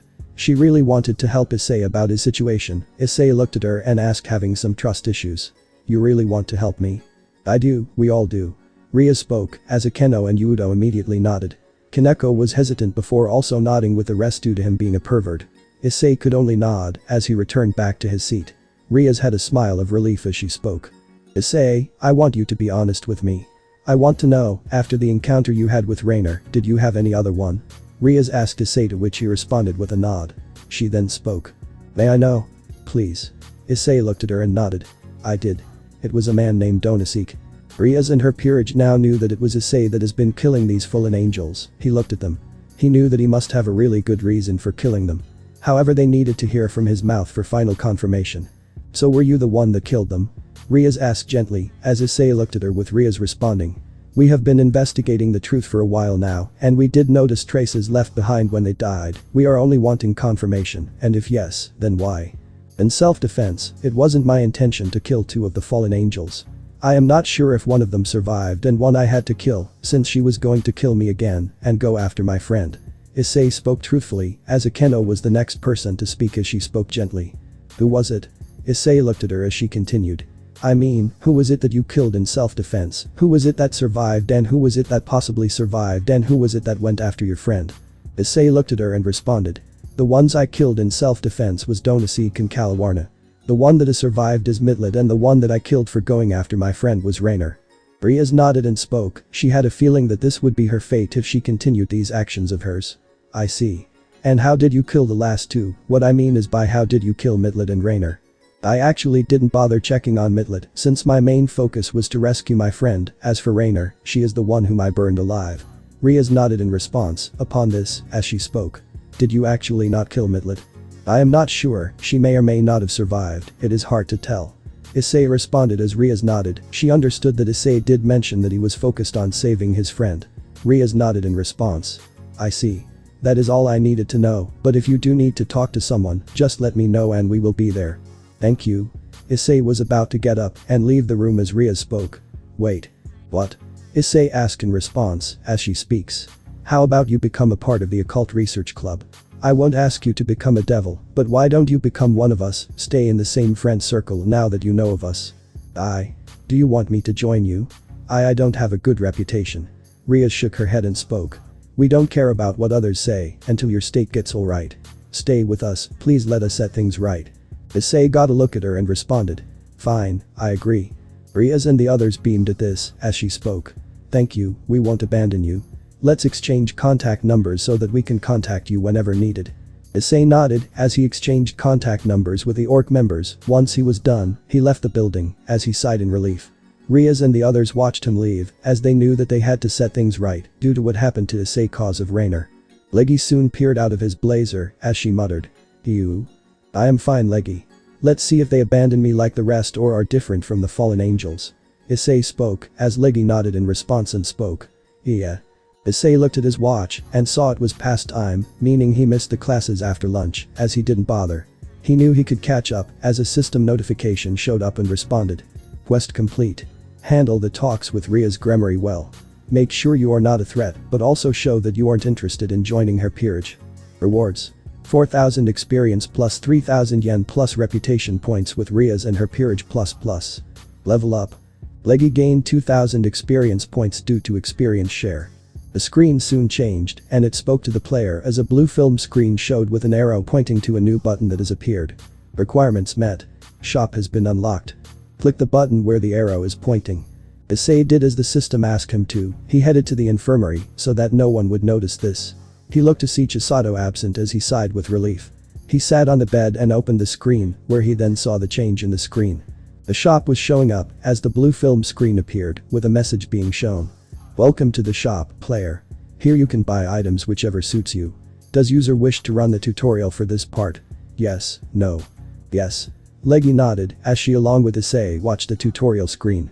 The system gave a smiley face in confirmation and ran through the tutorial. The screen returns to normal as Issei could see several boxes with item images and their description coupled with their prices, which of course was in yen. The pointer soon appeared near the name of an item, which was a sword that looked like a katana. It was given the following name, with a message pointing to it. Name. Masamune. Rank. S. This is the name and rank of the sword, player. Issei nods as the pointer soon drops to the description of the sword as it speaks. Description. Click on the description tab. Issei did so as a small description of the sword came out. Description. A greatsword that can be used to deal damage to the enemies. It is one of the most powerful swords or katanas in all of history, as it can slay even the strongest of enemies without any hesitation or effort. Additionally, any elemental magic can be used to unleash devastating elemental attacks on their enemies.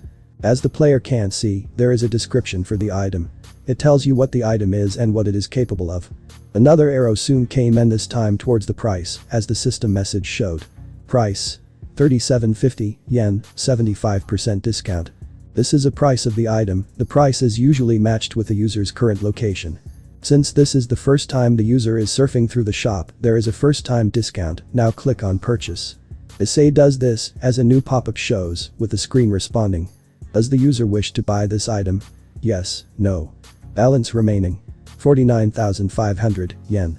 The screen soon pointed to the balance below the prompt. The shop informs you how much money you have.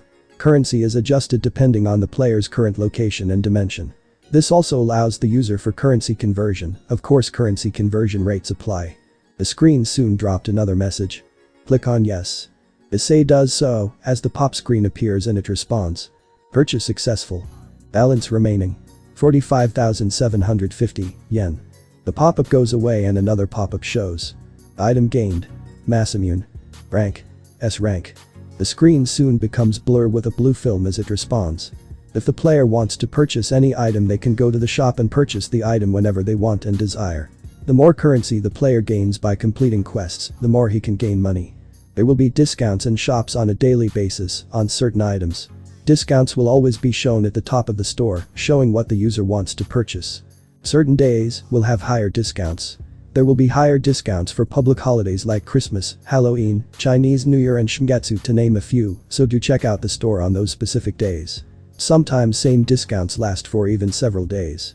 So player do check the store for items. You can get anything from food to weaponry to even magical items. The screen returns to normal as the pop-up went away after 5 seconds. Issei looked at the screen and nodded. He soon returned the screen back to normal and Issei lied in the infirmary.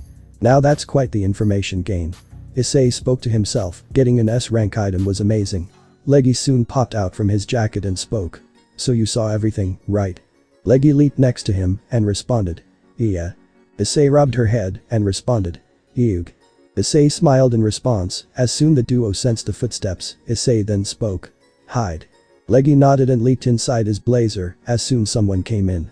This was Usato Hasegawa, but this time along with her lab coat, she seemed to be wearing her swimsuit. Hasegawa-sensei? Issei asked, to which she responded. Ara? Issei. What are you doing here? Chisato asked, surprised, as Issei spoke. Was a bit drowsy. Wasn't feeling like hitting to the class. By the way, why are you wearing a swimsuit?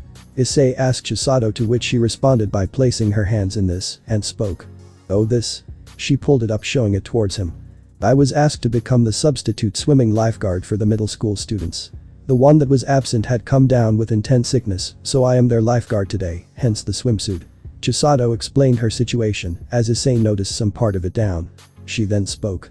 But this one is too hard near my chest area, they didn't have a loose version of the swimsuit for now.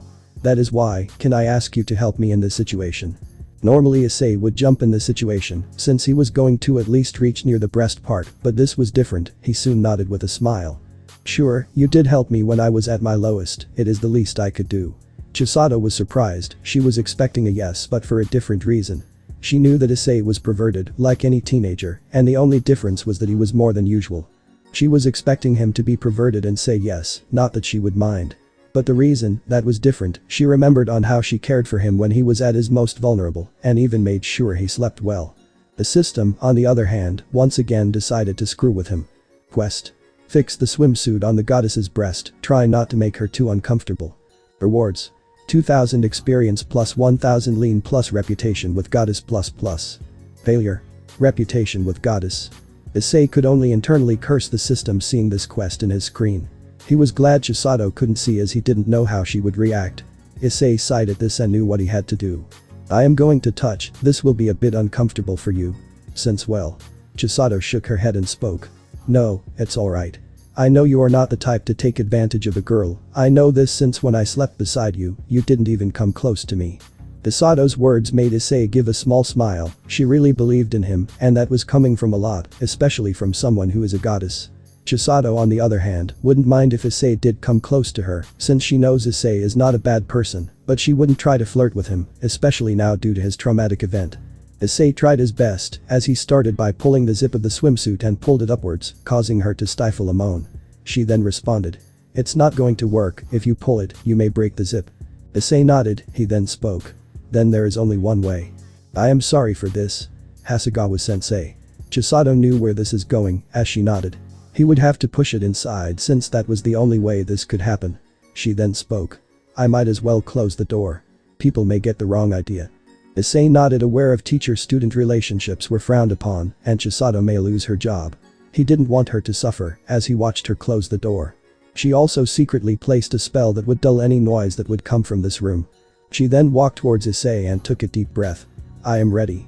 Issei nodded as he spoke. Let's go. Issei placed one of his hand inside her breasts, causing her to moan. Ah. He was trying his best to try not touch her nipples while keeping his perversion under check. He promised to not lose himself. He used his free hand to push the zipper upwards. He was trying his best, but it was hard. Chisato was trying to stifle her moans. She didn't want to give Issei the wrong idea.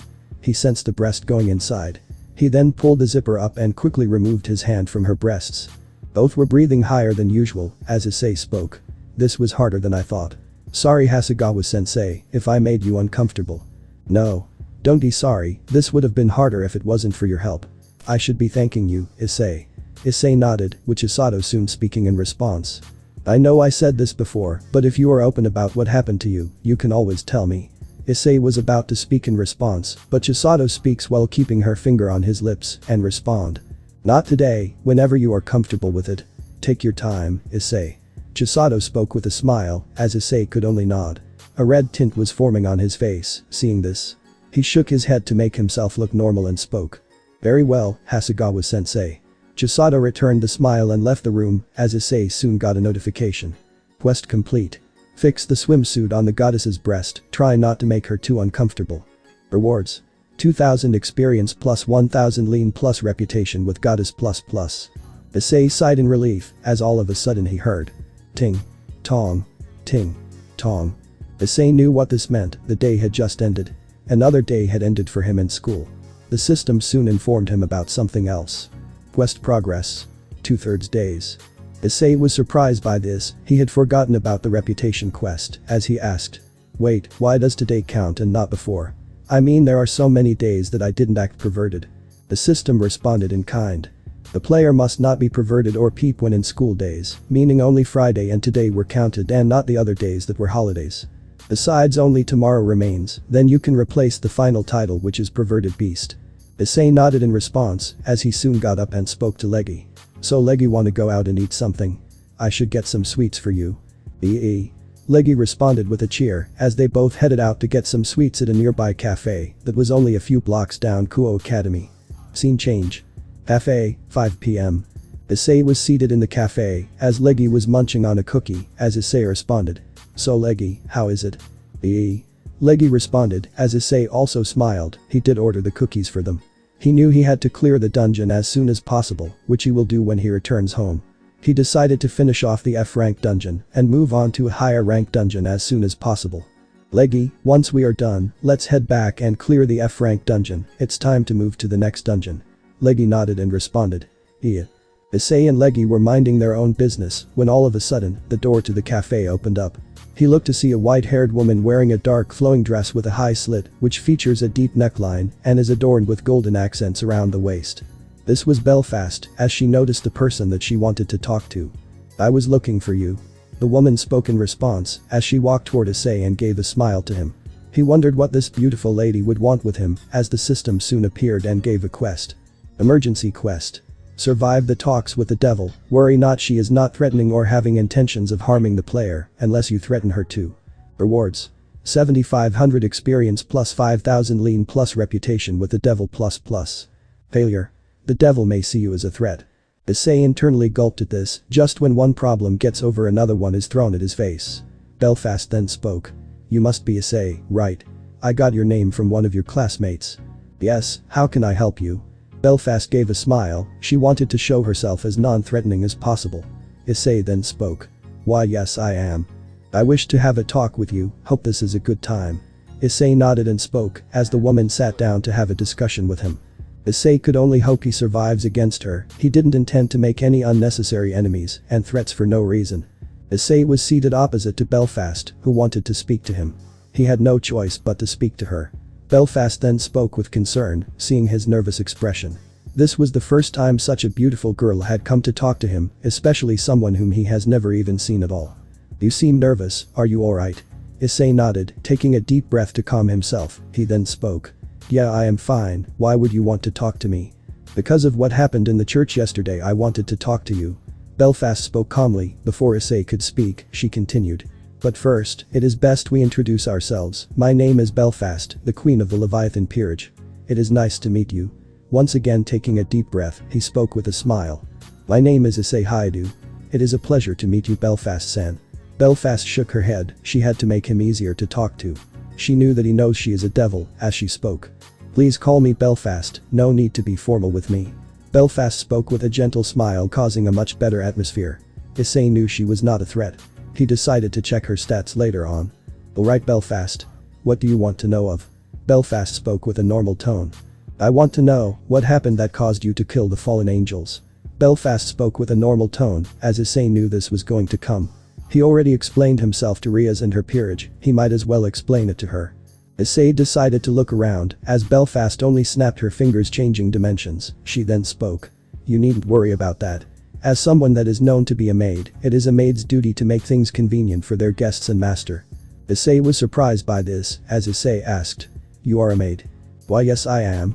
I am actually on an errand here for my master to look after the two heirs of Kuo town.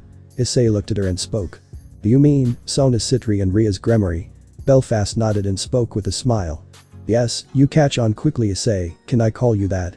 Belfast asked politely upon realizing that she was rude, calling someone she just met by her name. Sure, why not? Issei spoke with a shrug. In that case, yes, but my primary concern is Lady Sona Citri, not Lady Rias Gremory, since my master ordered to look after her, primarily her. Although, I will look after Lady Rias as well, but my first priority will be Lady Sona. Belfast explained normally as Issei nodded in response. She then continued. The reason I am looking after Lady Sona is because my master is her older sister. Issei nodded and responded. I see. Issei responded as Belfast spoke. With introductions out of the way, I might as well explain on what I want to know from you. Only tell me if you are alright with it, I am not forcing you. Belfast spoke with a normal tone, as Issei spoke. Sure, you want to know why I killed the fallen angels, right? Issei asked, to which Belfast nodded in response. She then spoke. Go on. Belfast responded, to which Issei spoke. There were 4 fallen angels in total, and from what I can recollect their intentions were to gain power enough so that no one can be a threat to them. Issei remembered Asia informing him everything about Raynare's plans and intentions, along with the rest of the fallen angels. She had overheard their plans and what they intend to do with Asia, causing her to run away, but she was able to escape until Raynare located her again and tried to kill her. This caused her to fail miserably and get killed by Issei's hands. Issei, tell me more, were they planning on being a threat to my master's sister? Belfast spoke, this time her tone seeming more serious and colder than before. Normally any man would feel fear, but thanks to Issei's gamer mind, he was immune to fear. He then spoke. Yes, they were making plans against Sona and Rias both. My friend who was going to have her sacred gear removed by them told me everything. I myself wasn't aware that they had this plans for them, they wanted them eliminated for an unknown reason. Issei spoke in response, as Belfast was internally seething, she knew that these bastards would have harmed Sona Citri had they gotten this sacred gear. As if harming innocent humans weren't enough for them. I see. Belfast spoke with a serious tone. I will be honest with you, I killed 2 of them in self-defense. The last 2 I killed when I went to save my friend, one of whom I saw die, not sure of the other one though. Belfast narrowed her gaze and spoke the truth. One survived Issei. Belfast spoke seriously, as Issei responded with horror. She is alive, I thought the wound would be enough to kill her. She survived Issei, she desired revenge against you, your friends, the devils, you name it. Belfast spoke seriously as Issei became grim, he knew that he should have checked on her demise, but his recklessness was the reason why she survived and could have been a potential threat. I didn't know. Issei muttered with guilt as Belfast saw this expression and spoke with a normal tone. Worry not, she is dead. Issei looked at her as she spoke with a normal tone. I was able to kill her before she could pose a problem. I did say that anyone that is a threat to Lady Sona will be dealt with. So worry not, she is gone, and no one will harm your loved ones. Belfast spoke the last part with a smile, causing Issei to sigh in relief. He looked at Leggy, who was busy munching her cookies, not bothering to listen to their conversation. She really enjoyed the food. Thank you Belfast. Belfast gave a gentle smile and spoke. No need to thank me, instead I should be thanking you. The Fallen may have killed Lady Sona and Lady Rias if it wasn't for your intention to rescue your friend. Belfast spoke with a smile, as Issei nodded, knowing that the devil has respect for him. She then reverted the dimensions back to normal, as Issei looked around and asked. So what were they thinking on what we were talking of? Belfast spoke with a normal tone. Maybe some normal stuff like our daily lives or incidents like normal friends. You needn't worry much about that much. Belfast got up, as she then spoke. Well, I won't be taking too much of your time, I will be taking my leave, it was nice talking to you, Issei. Belfast spoke politely with a smile, as Issei responded. You too. Belfast closed her eyes and gave a smile, as she left the place. Issei decided to check her stats. Stats check. Issei muttered silently as the system showed the stats screen. This made him surprised and relieved that he didn't piss her off in any manner. Character stats. Name. Belfast Ajizris. Title. Maid of the Leviathan family, Seraphil's queen. Level. 130. Race. Reincarnated devil. Health points, HP. 30,000 30,000s. Fatigue. 0. Strength, STR. 561. Vitality, VIT. 600. Agility, AGL. 555. Intelligence, INT. 650. Senses, SES. 541. Luck, LCK. 530. Potency, POT. 105%. Tenacity, 10. 95%. Mana status. 100%, mana remaining. I am glad that I didn't piss her off. Issei muttered to herself. As soon the quest screen changed and the rewards were given. Emergency quest complete. Survive the talks with the devil, worry not, she is not threatening or having intentions of harming the player unless you threaten her too. Rewards. 7500 experience plus 5000 yen plus reputation with the devil plus. Level up. Level up. Leggy gained 3750 experience due to experience share. Level up. Level up. Leggy felt a surge of power that made her stop herself from eating. Issei spoke to her. That something finally got your attention, eh Leggy? Leggy responded with the words. Eh? Issei could only shake his head in amusement, knowing on how much a simpleton Leggy is. He then spoke. We should probably get going. Our time to grind has come. Leggy leaped on his shoulder and responded. Issei and Leggy headed out, with Issei paying for the bill, and they soon left the cafe and headed home. He wondered what the maximum level offered by the system is. That was soon answered by the system itself. The maximum level that the player can reach is 1500. But that would be reaching beyond Dragon God status. After that, after a certain point threshold, the player will be gaining mastery points for a stat to improve it. Issei nodded in response. He soon headed home to perform some grinding. Scene change. Leviathan Mansion, 8:30 p.m. Belfast teleports to the Leviathan Mansion as she walks inside. She starts to walk towards the mansion where the guards look at her, she then asks them. Is Lady Leviathan inside? The guards nod, with one of them speaking. Yes, she is inside. Belfast nodded and headed inside. She soon walked inside as she soon noticed Seraphil performing poses belonging to the magical girl Leviathan. She is a beautiful girl, looking in her late teens with black hair tied into twin tails and blue eyes. She also has a childlike body, albeit with large breasts. She was seen in a pink magical dress costume. Milky Spiral Belfast could only sigh with sadness, given she has to deal with her master's antics. She then grunted, gaining her attention, causing Seraphil to turn around and respond. Ah, Belfast-chan. You came. Belfast bowed gracefully while lifting some of her dress and spoke with a normal tone. I did, my master. I made the report that you needed. She returned back to her normal state. Seraphil looked at her and asked. Please go on. Yes, master. Belfast spoke in response. There were 4 fallen angels, all of whom were targeting your sister Lady Sona Citri. Fortunately, they were all killed by a man. They were all killed when they tried to target him, and the latter one was killed by him when he tried to save a friend of his. Seraphil nodded, losing her bubbly personality, and she became serious. She knew that they were a threat to her sister, and Rias gremmery as she spoke. Who is this man, Belfast? Belfast looked at her and responded. He was a human, master. A human, you say? Seraphil spoke incredulously, she couldn't believe what she was hearing. It has been a long time since she heard that a human was able to overpower a supernatural. She was intrigued upon hearing this. Indeed, master, although one survived desiring revenge against the man and your sisters. Seraphil was showing slight anger upon this, but decided to listen to Belfast first before taking action. I managed to kill her before she could pose a problem. All threats to your sister have been terminated, master. I see. Seraphil calmed down as she spoke. Even then, head to Kuo and keep an eye on Sotan. I don't want any more fallen angels harming her or anyone else, as a matter of fact. And I believe you have taken interest in this human, right? Belfast nodded as she spoke. Indeed, master, this human. I sense the dragon of darkness inside of him. He has got immense potential, but fortunately, he doesn't hold any anger or hatred against them. If anything, it was because of him Lady Sona was safe. Seraphil nodded upon this. She had to thank this human, since the fallen angels were able to remain hidden despite there being 2 high-class devils present. She knew exactly on what to do. Additionally, him hosting Earbus, a dragon who has not shown himself for centuries, really worried her. The dragon was capable of killing the god of destruction Shiva if he so wanted to do so. She didn't want him to be her enemy either way, no matter what happens.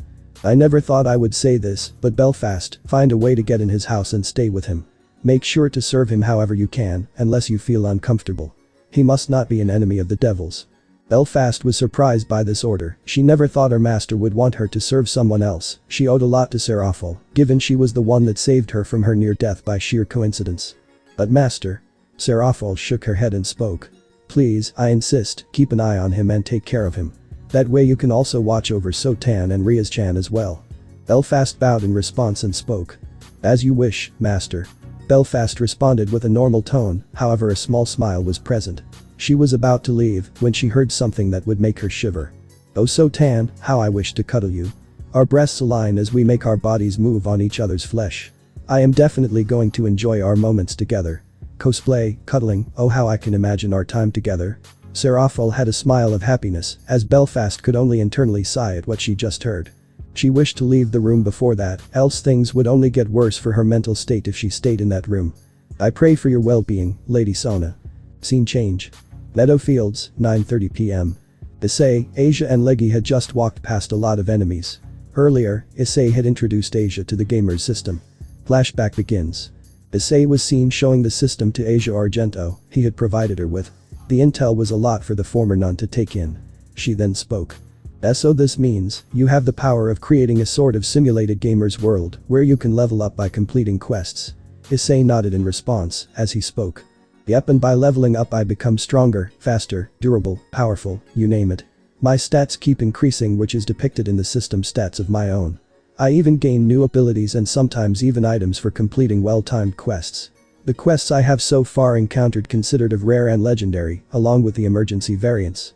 Each quest has a failure option, ranging from nothing all the way up to painful death. Asia gulped at this prospect. She knew that if she were to come with Issei to the dungeon grounds, where she would be attacked by monsters.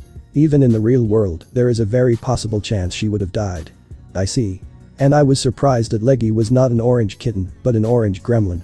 Leggy looked at her and muttered. You. Yeah, the system hid her true appearance so that you wouldn't freak out, hope you don't mind. Asia shook her head and spoke. Not at all, she looks cute regardless of what form she is in.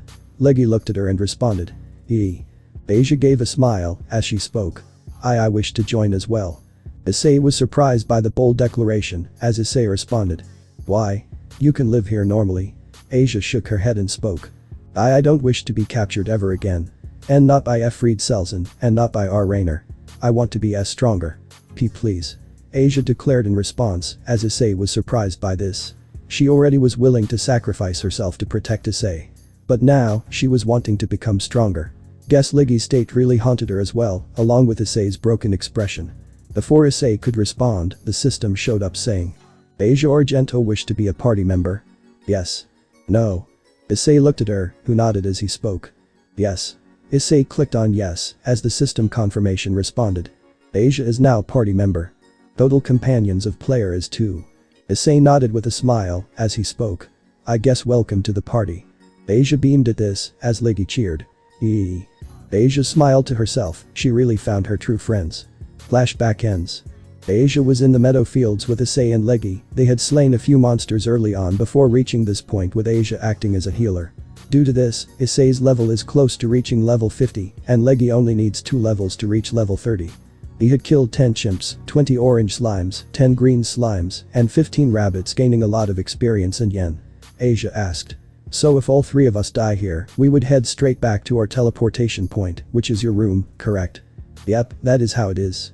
It is sort of like our respawn mechanic. Plus only those I register as party members can come in the dungeons to fight and level up.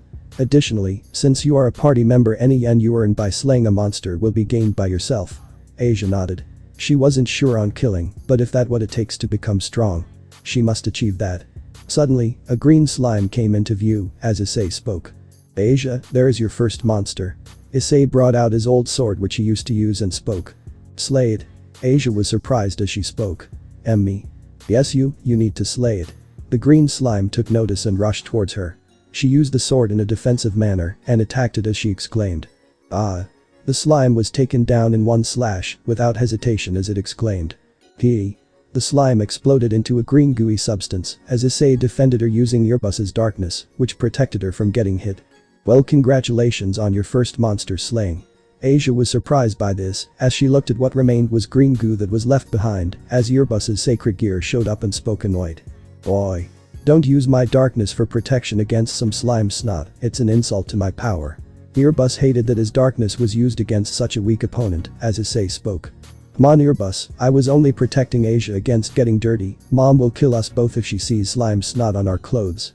Issei spoke, responding to the dragon, who only huffed in response. He understood Issei's case, as Asia spoke with an apologetic tone. Sorry Lord Earbus, I will be more careful in not letting more slime strike me.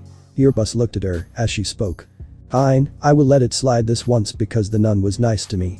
Earbus spoke in response, as they all looked on ahead. Suddenly a system notification appeared in front of them. Asia has slain a slime, she has gained 50 experience points plus 25 yen. Soon some coins came in Asia's hand, surprising her, as she spoke. How did this? The system responded to her. Since Asia had a use for yen, it has been granted to her. Asia nodded upon this, wondering what she would be doing with 25 yen, she decided to save it for later. She returned the blade to Issei, since she didn't seem to have access to her inventory yet. Issei and Leggy gained 25 experience points due to experience share. Level up. New skill gained. Water Pulse. The user attacks the target with a pulsing blast of water. Deals special damage to a target enemy which cannot be evaded. This attack also has a 20% chance to confuse a target enemy. Confusion. The enemy has a chance to fail to identify on who is an ally and who is an enemy. They will attack someone that they deem as an ally. Issei noted this ability could be useful to some of his enemies. He knew that he can use it against any upcoming mini-bosses or the final boss. They started to move ahead when they saw a chimpanzee ahead. The trio followed it with Issei taking the lead. He decided to not alert them. SHHH. Follow my lead. Asia nodded in response, as he spoke to the two. Not a single noise. Issei spoke softly, as they nodded. They tried to follow it, as they all could see several chimps gathered around with a chimp that seems to be wearing a necklace. Issei spoke softly to his party. That guy seems to be like the leader. Issei muttered to himself, he noticed a nearby checkpoint and decided to save his progress. He looked towards Asia and Leggy, as he spoke. Follow me. They nodded, as the trio headed to a nearby checkpoint. A light blue screen showed up in front of him like last time. Issei Haidu. Level. 50. Experience. 05,000. Companions. 2. Items gathered. 1x cooked rabbit meat. 1x instant revive. 1x cup noodles. 5x heal capsules. Does the player wish to save in the checkpoint? Yes, no. Issei remembered on how he got the heal capsules, it was from a daily drop that was given via the free loot box he received today. He then responded with a normal tone. Yes. Issei Haidu. Level. 50. Experience. 05,000. Companions. 2. Items gathered. 1x cooked rabbit meat. 1x instant revive. 1x cup noodles. 5x heal capsules. Progress saved. Issei noted as he spoke in response. We should head back. Chimps are not beings we need to mess with right now, and you know on how deadly these beings are, right? Asia nodded, with them using spears and even slingshots to harm them, especially with rocks that they had found. The worst part, those spears and slingshots were made from materials found in this dungeon. The chimps share 98% of their DNA with us humans. We weren't prepared against them and we were forced to retreat several times. Without your sacred gear, we would have been seriously injured. Issei spoke with concern and fear as Asia noted. Mostly he used his own body and attacks to make sure she is unharmed. Issei then continued. Worse, their bodies are basically human bodybuilders on steroids, you don't want to mess with that stuff. Issei spoke, as Asia understood this. They soon decided to retreat for the time being. They grinded enough for the day. The system soon spoke. Does user wish to head back home? Yes, no. Issei looked at his team and responded. Yes. The system responded with a smiley face upon confirmation and responded. In that case we will be teleporting, we are being teleported in 5. 4. 3. 2. 1. Issei, Leggy and Asia soon glowed like they usually did as they reached in the bedroom that belonged to Issei. They managed to reach close to the second part of the meadow fields and they had to get stronger before they can fight against the second mini-boss. Additionally, they also had to return since their mother will check on them later on. If she finds them missing, more problems will happen. Scene change. Haidu residence, Kuo, 10:30 p.m. Issei, Leggy and Asia managed to return back successfully home, with her speaking. I guess that's it for the day. I should head back to my room so that Mrs. Haidu doesn't get the wrong idea. Asia spoke as she left the room, leaving Issei alone. He soon got a call from Rias Gremory as Issei asked. Yes. Issei spoke, to which Rias spoke. Ice, could you come over to the Orc? If you are free. Why, what's the issue? Issei asked, to which Rias spoke. Just come, there is someone from the devils that wants to speak to you. They asked you to come here if you are free. Just a small talk, that's it. Issei wondered if this was Belfast that wanted to talk to him or someone else, since he knew that Rias and Sona must be really important in the underworld. They must want more information from him, and to prevent him from creating unnecessary enemies, he had to speak more. He shrugged it off and responded. Sure, I will be there. Give me 5 or 10 minutes. Issei responded before cutting off the call, as he soon heads outside. But not before speaking to Leggy.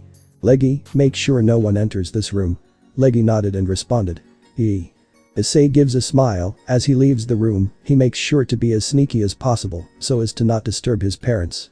He quickly sprinted and reached the Orc where, like how he was expecting, it was completely dark. He soon opened the door and entered the room. It was completely dark with barely anything to see. Hello? Is anyone there? Hello? Issei muttered. He was worried on what was going on here. He continued to walk ahead. No one was there in sight. Soon the light suddenly erupted as many voices exclaimed. Surprise! Issei turned to see Rias, Akeno, Kiba and Kaneko all present, with Kaneko being the only one to have a neutral face, while the rest had a smile on their face. Issei was caught completely off guard as he asked. What is all of this? We thought of welcoming our newest member in a proper manner, and we even had this cake built up for you. It's just a small gathering amongst us. Rias explained as she pointed to a decently baked chocolate cake. She then spoke. How about you sit down and have a slice? Akeno baked it for you. Rias spoke for Akeno, who walked forward and crouched down as she sliced off some cake for him and placed it on a small plate. She then spoke. Have some and do tell me how it tastes, okay? Issei nodded as he took a seat and used a spoon to have some of the chocolate cake she had, as he responded while widening his eyes. Delicious. Akeno's smile became even brighter as she spoke with a cheerful tone. I am glad you liked it, Issei. Issei nodded as the group were having the cake and were having all-around talks. Rias knew that she would have to take responsibility for what she did, and the first step was to befriend Issei without expecting anything in return. She hoped that this would at least help him in a manner that he wouldn't be living in a gloomy state or in despair. Anyways, I wanted to ask you, Rias, remember I mentioned a friend earlier today? Rias nodded and spoke. Yes, what of it? If I were to ask her to join me, would you let her join? Rias looked at him for a moment and spoke. First you are going to introduce her to me, then I will consider it. Sounds good. Rias responded. She couldn't just let anyone into the Orc for no reason. There was a reason why the club was considered an invite-only club, as opposed to anyone can join or vote-based clubs in Kuo Academy. Issei nodded in agreement as he spoke. Sure, I understand this. He would be there for Asia regardless, protecting her from the Orc if needed. He was willing to open up, but the doubt that Raynare left behind will be there for a while. His thoughts were snapped when Rias spoke, while giving a smile. Oh, and please do take some cake, everyone is taking some for home, so it would be fair for you to have some as well. Issei nodded again in response, as they all had some more talks before they returned back home. He took some cake like Rias asked him to before they all departed for their houses or apartments in some cases. Scene change. Issei was back at his place. He once again sneakily entered his room as he kept the cake inside. He then headed to Asia's room and knocked on the door. Asia, you there? Issei asked, to which he got a response when the door creaked open, revealing Asia in her pajamas as she asked. Yes. What is it? Issei then spoke. I got some cake, you want some? Cake? I never got to eat it. Issei shook his head and responded. Well, today is your lucky day, come inside and have some cake. Issei spoke as he motioned her to come to his room, and he opened a container that had some cake. He then removed some of it and asked, looking at Leggy, who was patiently waiting for him ever since he left. He managed to bring in some spoons for the three to eat as he shared the cake with Leggy and Asia. They both enjoyed the cake all too well. Issei then spoke. Speaking of which, Asia, you want to join the club I recently was invited to? You will be needing to meet the club president. Sure, why not? Asia responded as she munched on the cake, with her speaking. I never got to eat something this good. Thank you, Issei. Issei nodded with a smile as they soon returned to their respective rooms to head to sleep. Scene change. Time skip brought to you by Chibi. Issei running away from the chimps while Chibi Asia worries on what she has to do. The next day. Aidu residence, Kuo, 7 am. Issei was rubbing his eyes. As he woke up, the alarm didn't ring. He was surprised by this, as he could feel something soft. He touched them, as a short moan was heard. Ah. Issei was surprised by this, as he looked at the person above him, who spoke. You seem to be a person that lacks a bit of self-control and sleep, my new master. Issei recognized the voice. It was feminine. As he looked up to see none other than Belfast that was looking at him, she had a smile on her face. Issei jolted up and exclaimed. Be Belfast. What are you doing here? I was tasked with waking you up. I am now your new maid. Issei got up and responded. But how? A and why? Issei spoke with confusion, as she responded. I was asked to look after you. My original master believed that I should stay with you. That way I can also keep a proper track of Lady Sona and Lady Rias as well. Issei nodded, as he understood that by staying here, she can easily keep track of it. Belfast then explained. Plus, I can repay the favor. You did protect Lady Sona. Issei shook his head and spoke. No, there is nothing to repay, and besides it wasn't my intention to protect your lady in any manner. Issei spoke, as he decided to get dressed for his school. He was about to head inside, when Belfast grabbed his arms, as she spoke. Listen master, my intentions weren't to offend you in any manner, and if I did, I apologize. Belfast spoke with an apologetic tone, as Issei spoke. Belfast. No, I will serve you without any condition. Since you are not an enemy of the devils in any manner, I see no reason in not serving you. Plus, you did a lot for us even when you didn't intend for us to do so. Whatever you command, I am in your service, unless it makes me feel uncomfortable. Belfast spoke with a polite and gentle tone, as Issei could only nod. He didn't want to drive her away. But he felt really worried that Belfast may have ulterior motives. Like Raynare did, he was afraid that she would have ulterior motives and may do something that would make his trauma even worse than before. He also didn't completely have full trust in Rias just yet, as a small part of him showed doubt. He was always on the edge, although he didn't show it to them. Let's head down, your parents are waiting for you. Belfast spoke, snapping him out of his thoughts, as Issei nodded. He then spoke. I will get dressed, take a shower and come down. Belfast nodded as she left Issei alone for privacy. Issei decided to get dressed and head to school, knowing that today was the final day for him to keep the perverted beast idle. Character stats. Name. Issei Haidu. Title. Rookie Trainer, Newbie Adventurer, Perverted Beast, Black Dragon Emperor. Level. 50. Experience points, EXPR. 05,000. Race. Human Dragon. Health points, HP. 13,250 13,250. Fatigue. 0. Strength, STR. 169. Vitality, VIT. 173. Agility, AGL. 181. Intelligence, INT. 184. Senses, SES. 183. Luck, LCK. 200. Potency, POT. 60%. Tenacity, 10. 65%. Mana status. 100%, mana remaining. That's it guys. Thanks for watching and supporting us. See you in the next part.